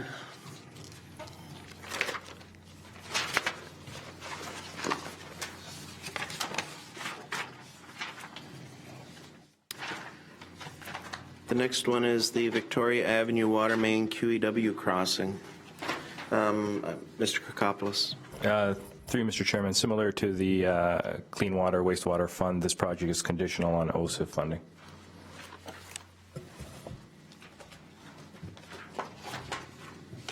Just out of curiosity, let's take a wild stab and say we don't get OCIF funding. When does this have to get done? I'll let Director Graham answer that question. Thank you. Through you, Mr. Chairman, we'd be carrying it in the 2018 budget proposals for consideration. Thank you.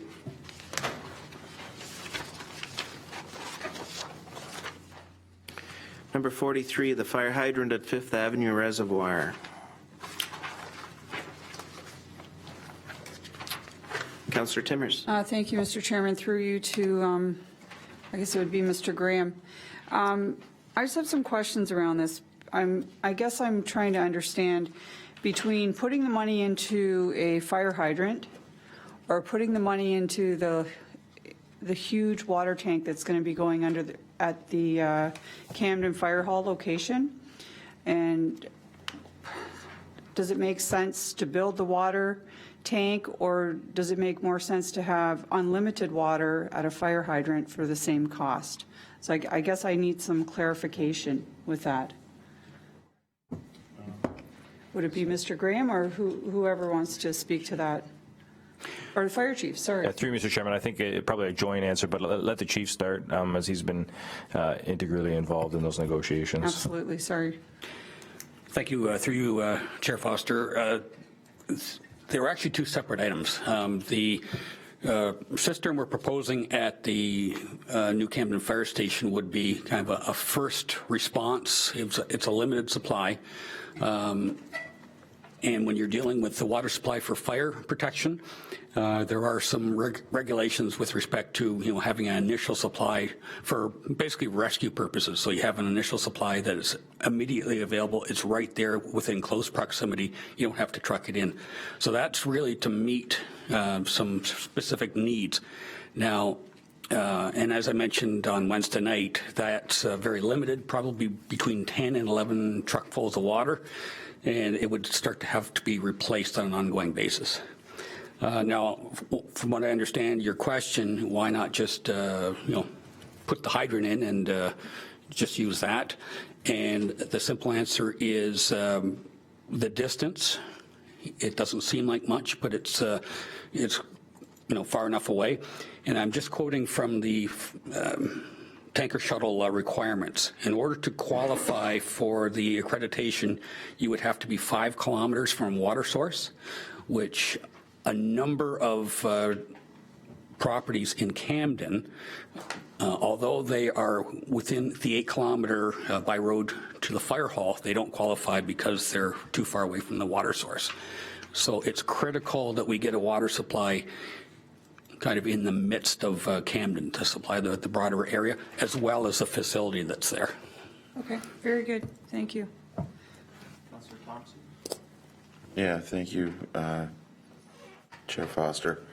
Certainly, I'm in favor of this particular item because I recall a fire that was up Victoria Avenue and in the winter, and certainly having the trucks come all the way down to Tallman to fill up, just crazy. Just you're reducing your time to fill up for everything across the top of the hill. I mean, I've been pushing for this particular item for a while. Certainly, I think it's crucial to the ability for them to get water up there. I just want to clarify, I am in absolute support of this as well. I think it's critical. It's a very large area above the hill.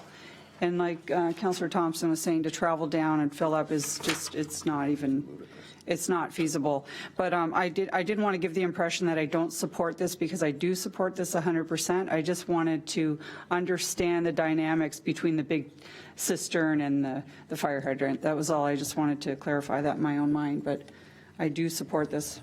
Thank you.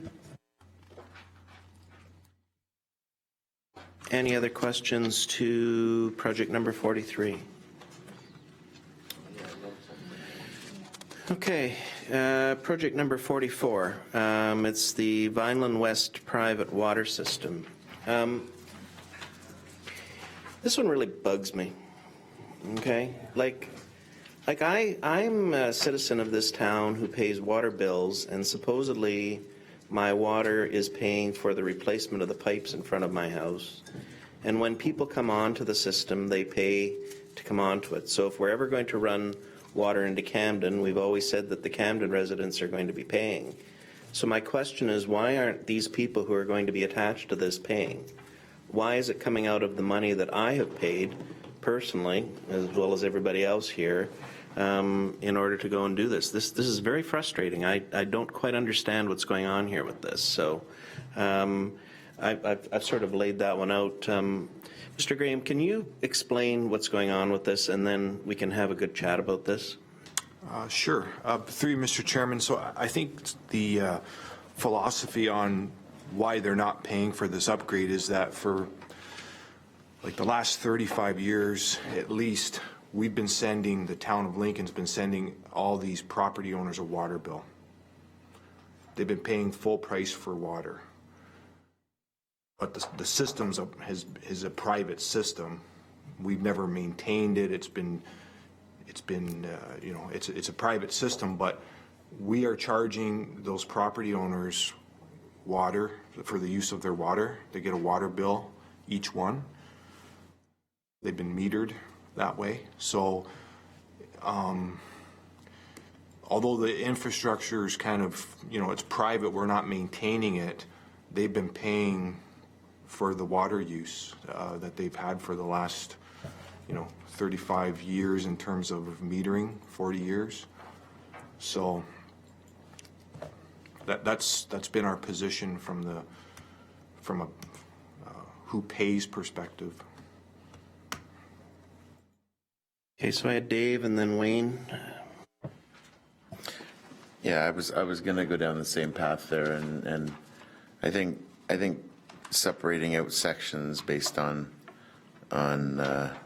geography for services and having that specific section of town pay for something is, in my mind, divisive.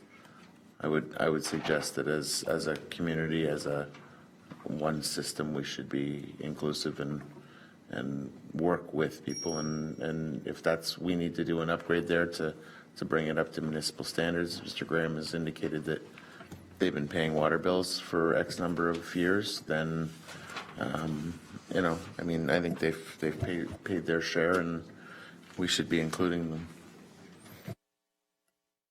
Wayne. Yes, thanks, Mr. Chairman. Relative to that, Councillor Timmers and I have had conversations with the CAO about water going into Camden, and in the past there have been discussions about that type of thing as well, and it's always been prohibitive because of the cost to individual homeowners, which is exactly what happened with the sewer system that went in there. And the information that we're getting now is that the user pay is not necessarily the way that things will go. That in this system, the upgrades being paid for by the whole town, and in the other scenario with water, if it comes to Camden, being paid for by the whole town rather than the individual users of that system. When we made the decision to charge the homeowners for the sewers, that was clearly a council decision to do that. That was not, and I had this clarified for me later on, that it was not mandated by the province. I thought that it was, I thought that was a condition that the province had set, the user pays, which is not the case. And that's why I'm suggesting that if we at some time look at the water going into Camden, it will be the town will pay rather than individuals, and the same situation here. So I support this one as it is right now. And the CAO, as I said, the CAO and Lynn and I had these conversations. The CAO may want to add more to that as well. I'm going to go to Councillor Brunei and then the mayor, and then we'll come back to the CAO. Go ahead, Tony. Thank you, Chair Foster. So, I mean, I can certainly understand where people are coming from on this, but I know, and I'd like Mr. Graham maybe just to speak to it, because I know this is, and Wayne would know this, it's come up a number of times at infrastructure, and you know, there's a huge liability here, like after Walkerton in terms of Safe Drinking Act, and you know, so I struggled with this for the last couple of years too, but after a number of discussions that we've had at infrastructure, I mean, I don't know what choice we have. I mean, there's a huge liability here in terms of the Safe Water Drinking Act. So maybe Mr. Graham could just speak to that just very, very briefly. Through Mr. Chairman, Councillor Bernays, I mean, totally correct on the liability risk to the town. I mean, it's really a standard of care situation where, you know, the municipality for the last number of years has been sending people in that area a water bill to their doorstep, but we can't guarantee safe drinking water to their tap, so to speak, because we don't maintain that system. It's a substandard system. And to you know, help align it with the Safe Drinking Water Act regulations, this needs to occur, the upgrade. So, Sandra? Just further add that, you know, private water systems are a reality in rural areas. You know, this community has some pretty enterprising people in different, you know, the different villages and hamlets. This is how this happens. People have money, so, you know, these systems do pop up. But I think at this point, safety standards do trump the user pay argument. They have been paying. I also think that in terms of this, or even Camden, as we get into discussions of a much broader economic development perspective, that we have other agricultural interests up in that area. There's going to be more people and more interests that can step up and help pay for water service, if that's what we're looking at. But I really think that the user pay argument is really quite draconian. We are one community. We want everybody to be living at the same high standard.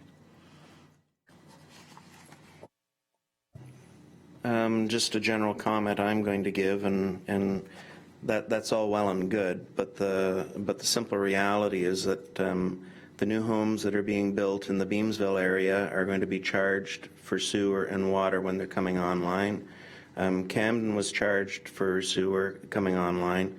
Boy, it's really great that we're so altruistic that we're going to go and have these things where, you know, we're simply going to run things in for free. It's like, guys, this is going to be a major discussion as we're going down the road, because quite frankly, it isn't fair to the people that are already within these systems. So, but anyway, Mr. These people have been paying for 35 years. I agree with you. When we start talking about Camden, there's going to be a whole different dynamic. Absolutely. These people have been paying.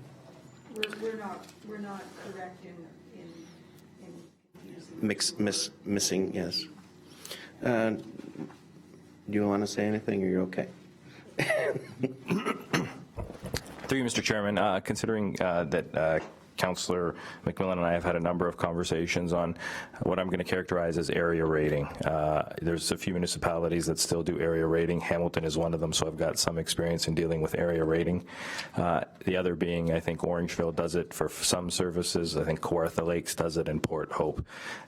There is no stipulation within policy through the Ministry of Municipal Affairs and Housing to area rate. It is something that some municipalities do if there is a huge divergence of the level of service provided. I look at transit specifically in a lot of larger municipalities where they have rural and urban centers where transit isn't going out to the rural locations within the community.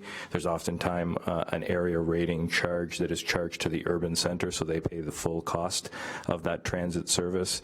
Sometimes similarly with fire costs, where you've got, again, communities that have full volunteer and other communities within the larger context of a city or of a municipality municipality or a region that have all full-time staff and the costs differential between those two. So it's something that a lot of municipalities still aren't doing. It does occur in certain municipalities where there's a compelling case from a service delivery standpoint. I think the philosophy that a lot of municipalities are looking at, whether it be new build, old build, existing areas, is that it is a one-town approach. It is a one user pay approach. But definitely, I hear the comments around ensuring that there's a fairness element to this. That as we move forward, that we're ensuring that all are paying and that it's clearly communicated who's paying for what and why we're making these decisions. Just a final comment from me is that I do not want it to be said that I disagree with this, because the last thing I want to do is be sued because for some reason I'm against fixing up water systems, but I just think the funding model is wrong. So anyway, everybody okay with 44? 45, Beamsville Lions Park upgrade design.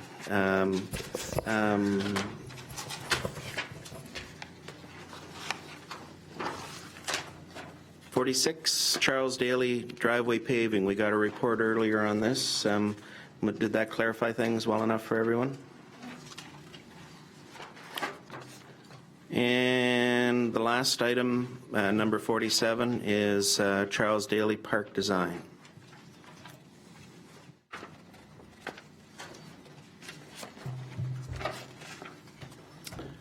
Congratulations, everyone. We got through it. Oh yeah, go ahead, Wayne. I have one other item that it may have some budget implications, and that is recently the province has announced that they will allow photo radar in some of the streets near school areas, and if we plan to do this, the question is, what are the regulations that have been put in place by the province? Do you have to apply to do it, or and then are there pieces of equipment that need to be purchased in order to carry it out? That would be the budget area, I guess. To Councillor McMillan, the legislation that's being talked about hasn't been enacted yet, so we're a bit of the cart before the so we're a bit of a cart before the horse at this point. So, but I think it's well worthwhile to discuss with at the Public Works Committee this once we have all the details of what's going on and when this comes into play. Are there any other items that anybody wants to talk about? Oh yes. Okay. So, what's your operating? Operating. Yeah. Oh, you're going to go over there to do it? Okay. Congratulations. There we go. So we're through this pass of capital. So now we're going to do the operating overview. You've got 9 minutes. Okay, I will. I will talk fast.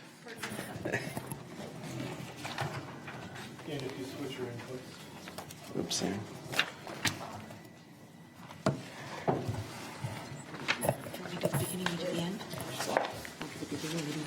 So members of council, I just wanted to provide council with Angela some operating budget highlights to kind of whet your palate as we get into the operating budget and what you can expect. I will preface it again and throughout the presentation that this is incredibly preliminary, so I don't want people either getting excited or angry, at what they see. So it is incredibly preliminary. The agenda, item 1, operating budget highlights, some budget drivers, and then just a general Q&A, although I see people already packing up, getting ready to go, so I anticipate item 3 will go quickly. In terms of looking at the distribution of taxes, in terms of what is the regional responsibility versus the town, region, and school boards, you see the composition there. The town accounts for approximately 33.4%, the region 47.3%, and then the remaining split between regional waste charges and the school board. So what's included in the operating budget? The capital tax levy, life cycle costs, reserve and reserve funds, and debt services. Again, just giving you an overview in terms of what are some of the things that you include in an operating budget, and they include really salaries and wages, supplies, fuel, utilities, and other such items. So what are the 2017 budget focus issues here at the town? Ongoing compliance of regulatory and legislative responsibilities. You're going to see us invest, as I said, throughout the capital budget process into beautifications, park, and improvements to public amenities. Again, moving forward with the investments that council's made this year in terms of public realm spaces and future planning around the master plans and the work that need to be done there, as well as some potential staffing improvements that align to some of the service delivery conversations that we've been having. So when we look at 2017 and the operating expenditures, it's broken down here. Wages and employee benefits being the largest at 42.2% and a little over $10.5 million. Operating materials and supplies being the second largest at almost $9 million. And then again, you can see the cut of the rest of the pie on this particular chart.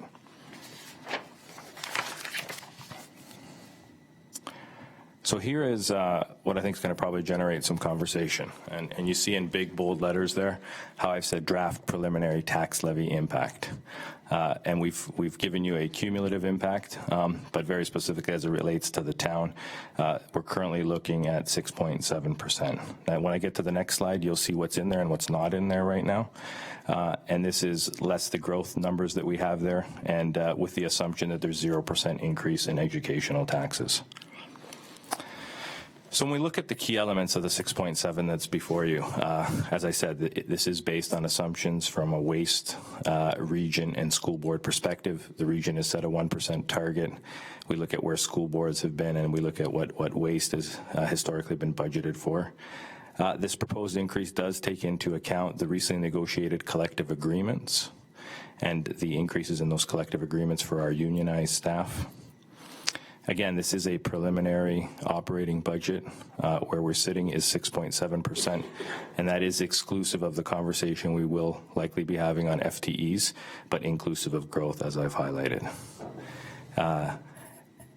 I think I probably am overemphasizing on 4 again, that this does not include potential FTE asks, and that will be on top of this. But I think another piece of that is that it also doesn't include, I think, and the mayor and I had this conversation, any sort of additional revenues. We are looking at the percentage increase on our ICE rates, which would generate more revenues. We are looking at advertising revenues. We're looking at sponsorships.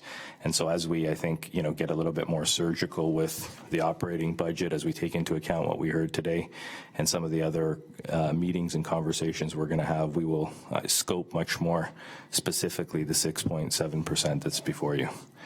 Staff, again, as we're typically doing, and I think the mayor had this question on Wednesday, we're looking at all the asks that are on the table. We have had a very broad brush type conversation around, what are the resourcing issues we have and how do we fund those resources? Do we look at some temporary resourcing versus permanent and full-time equivalents? Is there things that we can defer? Are there things that we can do in subsequent years? Can we find different ways to align some of our resourcing needs and either put off or be before you with very extensive business cases as to why we need them. Again, we are trying to align our operating budget, as we did with capital, with the council identified priorities. So this is one of these communication slides that I have before you. So when you look at this year's capital and operating budget, we're looking at approximately $37 million. When we look at the increase that's currently being proposed, it is on the average household of $333,091 per year, $763 per month, less than a coffee a week, or 25 cents per day. So that is the end of the presentation. It's really just meant to be an overview of currently where we're at. Again, we will be finalizing those numbers. We'll be before you on a number of other issues as it relates to operating on a couple of different dates. So we're here to answer any questions you may have on that. And again, very high level. So just a quick question for you. Since you emphasized about 18 times in the thing, there's no new FTEs in the thing. So you're talking about doing business cases and coming back in and through. What's your expectation on the hit on the operations at this point? Or are you saying this is something that's going to be slotted out through 2017? Sorry. Through you, Mr. Chairman. The no new FTE comment is as it relates to the projection that we've got here. I think what we want to do is show you currently where we're sitting, knowing that we need to take a list of what could be 10 FTEs, you know, in an ideal utopia, down to something that's a lot more digestible and that, you know, is cognizant of any sort of potential tax increase. And so, you know, conversely to that, look at where our revenue projections are, ensure that they're accurate, ensure that we're looking at where we would increase revenues, both things that are currently in the hopper and things that we expect to be doing in 2017. And so I think what we're going to come back to you with is a scenario. Here's the budget as it stands now from an operating perspective, and here's what the budget looks like should we have various scenarios on 3 FDs, 4 FDs, 5 FDs, whatever it may look like. Any questions for Mr. Kirkopoulos? Councillor Njima. Not a question, but a comment that something else that may affect as we in the next year is our plan to review of facilities and land that may affect not long-term revenue, but cash.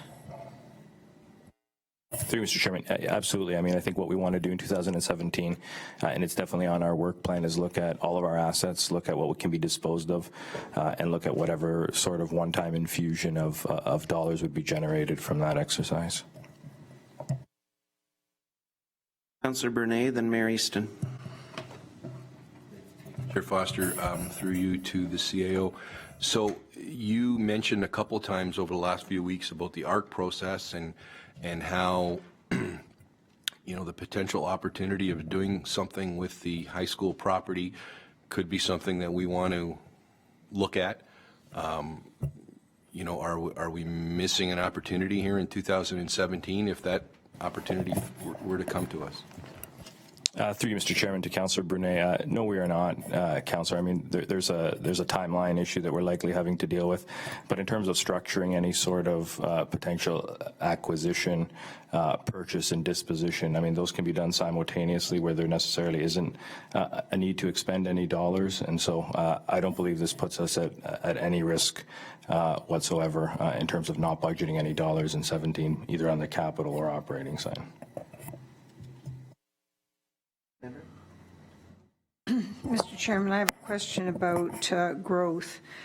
Through you to Mr. Kirkopoulos, could you explain to us how growth is dealt with?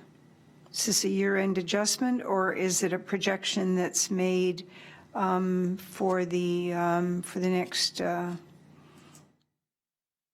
year coming up? Through you, Mr. Deputy Mayor, I'll let Angel speak to it in detail, but MPAC's given us our third quarter statements as it relates specifically to growth, and that's where we get that 1.3% growth that we talked about at the last capital budget and what that means. There's still assumptions based on the conclusion of the last quarter, but Angela can speak to it in more depth. Thank you. Through you, Mr. Chairman. The impact of the growth really comes through when we're calculating out our next year's tax levy, but right now they are estimating a 1.3% growth at our third quarter, as Mr. Kirkopoulos has stated. That's approximately $170,000 in tax levy that equates to right now. So when we do our taxes, we'll actually have the final numbers from growth from 2016 to 2017. So, Mr. Chairman, through you, I realize that we're not going out looking for work right now in terms of trying to stabilize revenues that would be coming in through growth. But when you look at some of the infill opportunities and the number of subdivisions where there isn't any activity, what is our motivation to try and either increase the interest of those people to get moving on their projects, or to look at a policy that would maybe put some pressure on them to do that? Through you, Mr. Chairman, I'll I'll let Ange try to tackle, I think, the more finance piece of it, or Kathleen. I think all we can do from a municipality standpoint is ensure we create the appropriate climate. And I think a lot of the work that we're doing around open for business, a lot of the things that I see that Kathleen and her team are doing, I mean, that's how we, can move these things along. It's hard to know what gets started this year and when it'll be completed in terms of us counting. Can we, absolutely forecast, with what level of specificity? There is a little bit of an art to it in terms of what can be completed, because it really does rely on the developer. But I think what's in the control of the municipality is creating the right climate to ensure that these things move forward, to ensure things are expedited as quickly as possible, and to ensure that they're brought before council, that they're brought before, committee to decide, and then to move forward with. So, Mr. Chairman, just not to belabor this, but I just want to be absolutely clear that, Mr. Kirkopoulos, as we go forward, if we happen to pick up momentum, which I certainly hope that we do, because those revenues are going to be very important to us, at what point would you see yourself having to come forward for us to examine the use of additional contract help within the planning department in order to respond? We certainly don't want people being turned away. Through you, Mr. Chairman, I think, those conversations are going on right now, and we're looking at, those, I think, temporary resourcing spikes that are going to come. We think about Prudhomes, we think about some of the other things that are coming down the pipe. So I would suspect we're going to be before you in 2017, ensuring that you're aware of that information and you're aware of what sort of up-resourcing that is funded through the appropriate reserves and through the appropriate accounts is occurring. And I think the only other comment that I would make in terms of trying to generate, additional tax dollars, our ratio from residential to, what we're looking at in terms of ICI, the institutional, commercial, industrial sector, is about 74 to 26, Ange tells me. I think that's similar with what you're seeing in a lot of municipalities. Any new additional business that we bring to community generates taxes. If we look at some of the industrial growth that we hope to achieve in terms of some of the interest that we're finding, we're talking anywhere from $100,000 to $200,000 in additional taxes. When you take that into account, you're looking at 1% to 2% on the levy that is potentially generated. And similarly, when we look at residential units. Now, the opposite side of that, as we look at residential, is there are costs, there's servicing costs, there's additional costs as it relates to, cleaning snow, the additional of parks in those particular neighborhoods, maintaining those parks, maintaining the road infrastructure, maintaining sidewalks. But our goal is to attract business and to attract industry, and again, to create a climate to do that in order to address that ratio, which, generations, at least a generation ago was probably closer to 50-50. With the advancement, I think, of the way growth is happening, you've seen the shift go far more to the residential side. Thank you very much. And Mr. Chairman, my intention in constantly harping on this is really that I want to see, and I think Council wants to see, a refinement of opportunities, and so we'll await any clarification that you'll have in the future. Just a quick question for you on community improvement programs and the fact that we seem to be doing a variety of things. We seem to be a council that are hugging those with just about every area of town and thinking that it's the greatest thing since sliced bread. What's the real true impact that you see on the revenues coming into the town out of some of these things? Like there's obviously, there is a cost that comes into play with this. So how do you foresee this when you're talking about future revenue growth and stuff like that? I will. I'll let Kathleen take a stab of it, but I think she's thinking about what she wants to say. So, I think you'll see in one of the charts that we provided that we looked at what is the potential output of incentives and funds that we would look at, and what is the potential return on investment. And so when we put out, what is probably about a quarter of the funds and get back 75% more than we put out, there's obviously a return in that investment. I think CIPs are really intended to ensure that, again, again, we create that climate for investment. Sometimes they're in areas where we want to see growth. If I think about the agricultural CIP or the industrial CIP that we're looking at for 2017, those are areas where I think we're hearing we've got some industrial properties, we've got some large-scale industrial holdings in this community. We want to see those move forward, either through the creation of a business park or a prestige business park, in terms of having those locations come to market. So they're in certain areas, they definitely spur on additional development, and they're really intended to to provide that extra kickstart or that extra lift. So I'll turn it over to Kathleen if she's got anything to add. Mr. Chairman, actually the numbers that Michael quoted are pretty close, because when the final staff report for the mixed-use intensification CIP actually did have some numbers that broke down the costs of the incentives versus the amount of tax dollars that would come in, and it was roughly a 65-35 ratio. Okay. Any other questions for, Dave, go ahead. Thank you, Mr. Chair. Through you, I'm just wondering if the CAO and the Director of Finance can get their crystal ball out and sort of give us an idea. Whoever in the finance area wants to take a crack at it, not right now, but moving forward, I'd like to kind of get a guesstimate as to what the overall dollar values in tax increases are going to be from the new development and the new commercial, and I'd like to see a guesstimate number, and if it based on projection of obviously 1, maybe 2 and 5 year kind of scenario, just to kind of get a sense of where we're going to be. And I know I'm not going to expect to hold your feet to the numbers, but certainly it would give us some idea of where we're headed and where we're going to be requiring from budget, from infrastructure and operating and whatnot.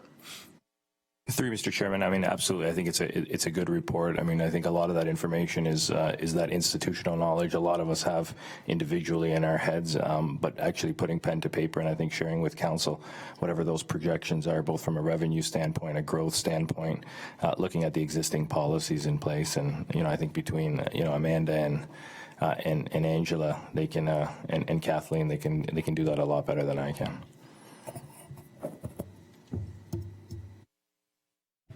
Okay. Diane, you had your hand. Thank you. I think I'll save it for an email. Thank you. Okay. Thank you, Mr. Kirkopoulos. Thank you, everybody, for participating in this today. It's been a bit of a long day. It would be nice if we could get some feedback from you guys on staff. If this was worthwhile or not, handling the capital budget this way. It's the first time we've done this, so so we look forward to some feedback through Mike on that. So thank you very much. Oh yes, Councillor Njima. I want to say that today, it wouldn't be unusual for us sometimes to go for 4 or 5 hours at night for budget meetings. And today we went for, what did we go for? 5.5 hours? We started basically at 10, so... 10, oh, right, that's 10. True. 4.5 hours. So about the same, 4.5, yeah. So I think we're all tired, but I think the difference is that most of us are going to be able to relax when we get home, as opposed to everybody going home and trying to get to, not you, Rob? Or some of us are going to sing. I'm going to sing, but I'm going to relax first. Or some of us are going to plant bulbs. So. Plant bulbs.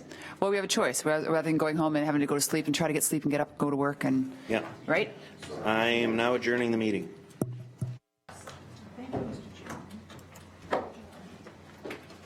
Just before leaving,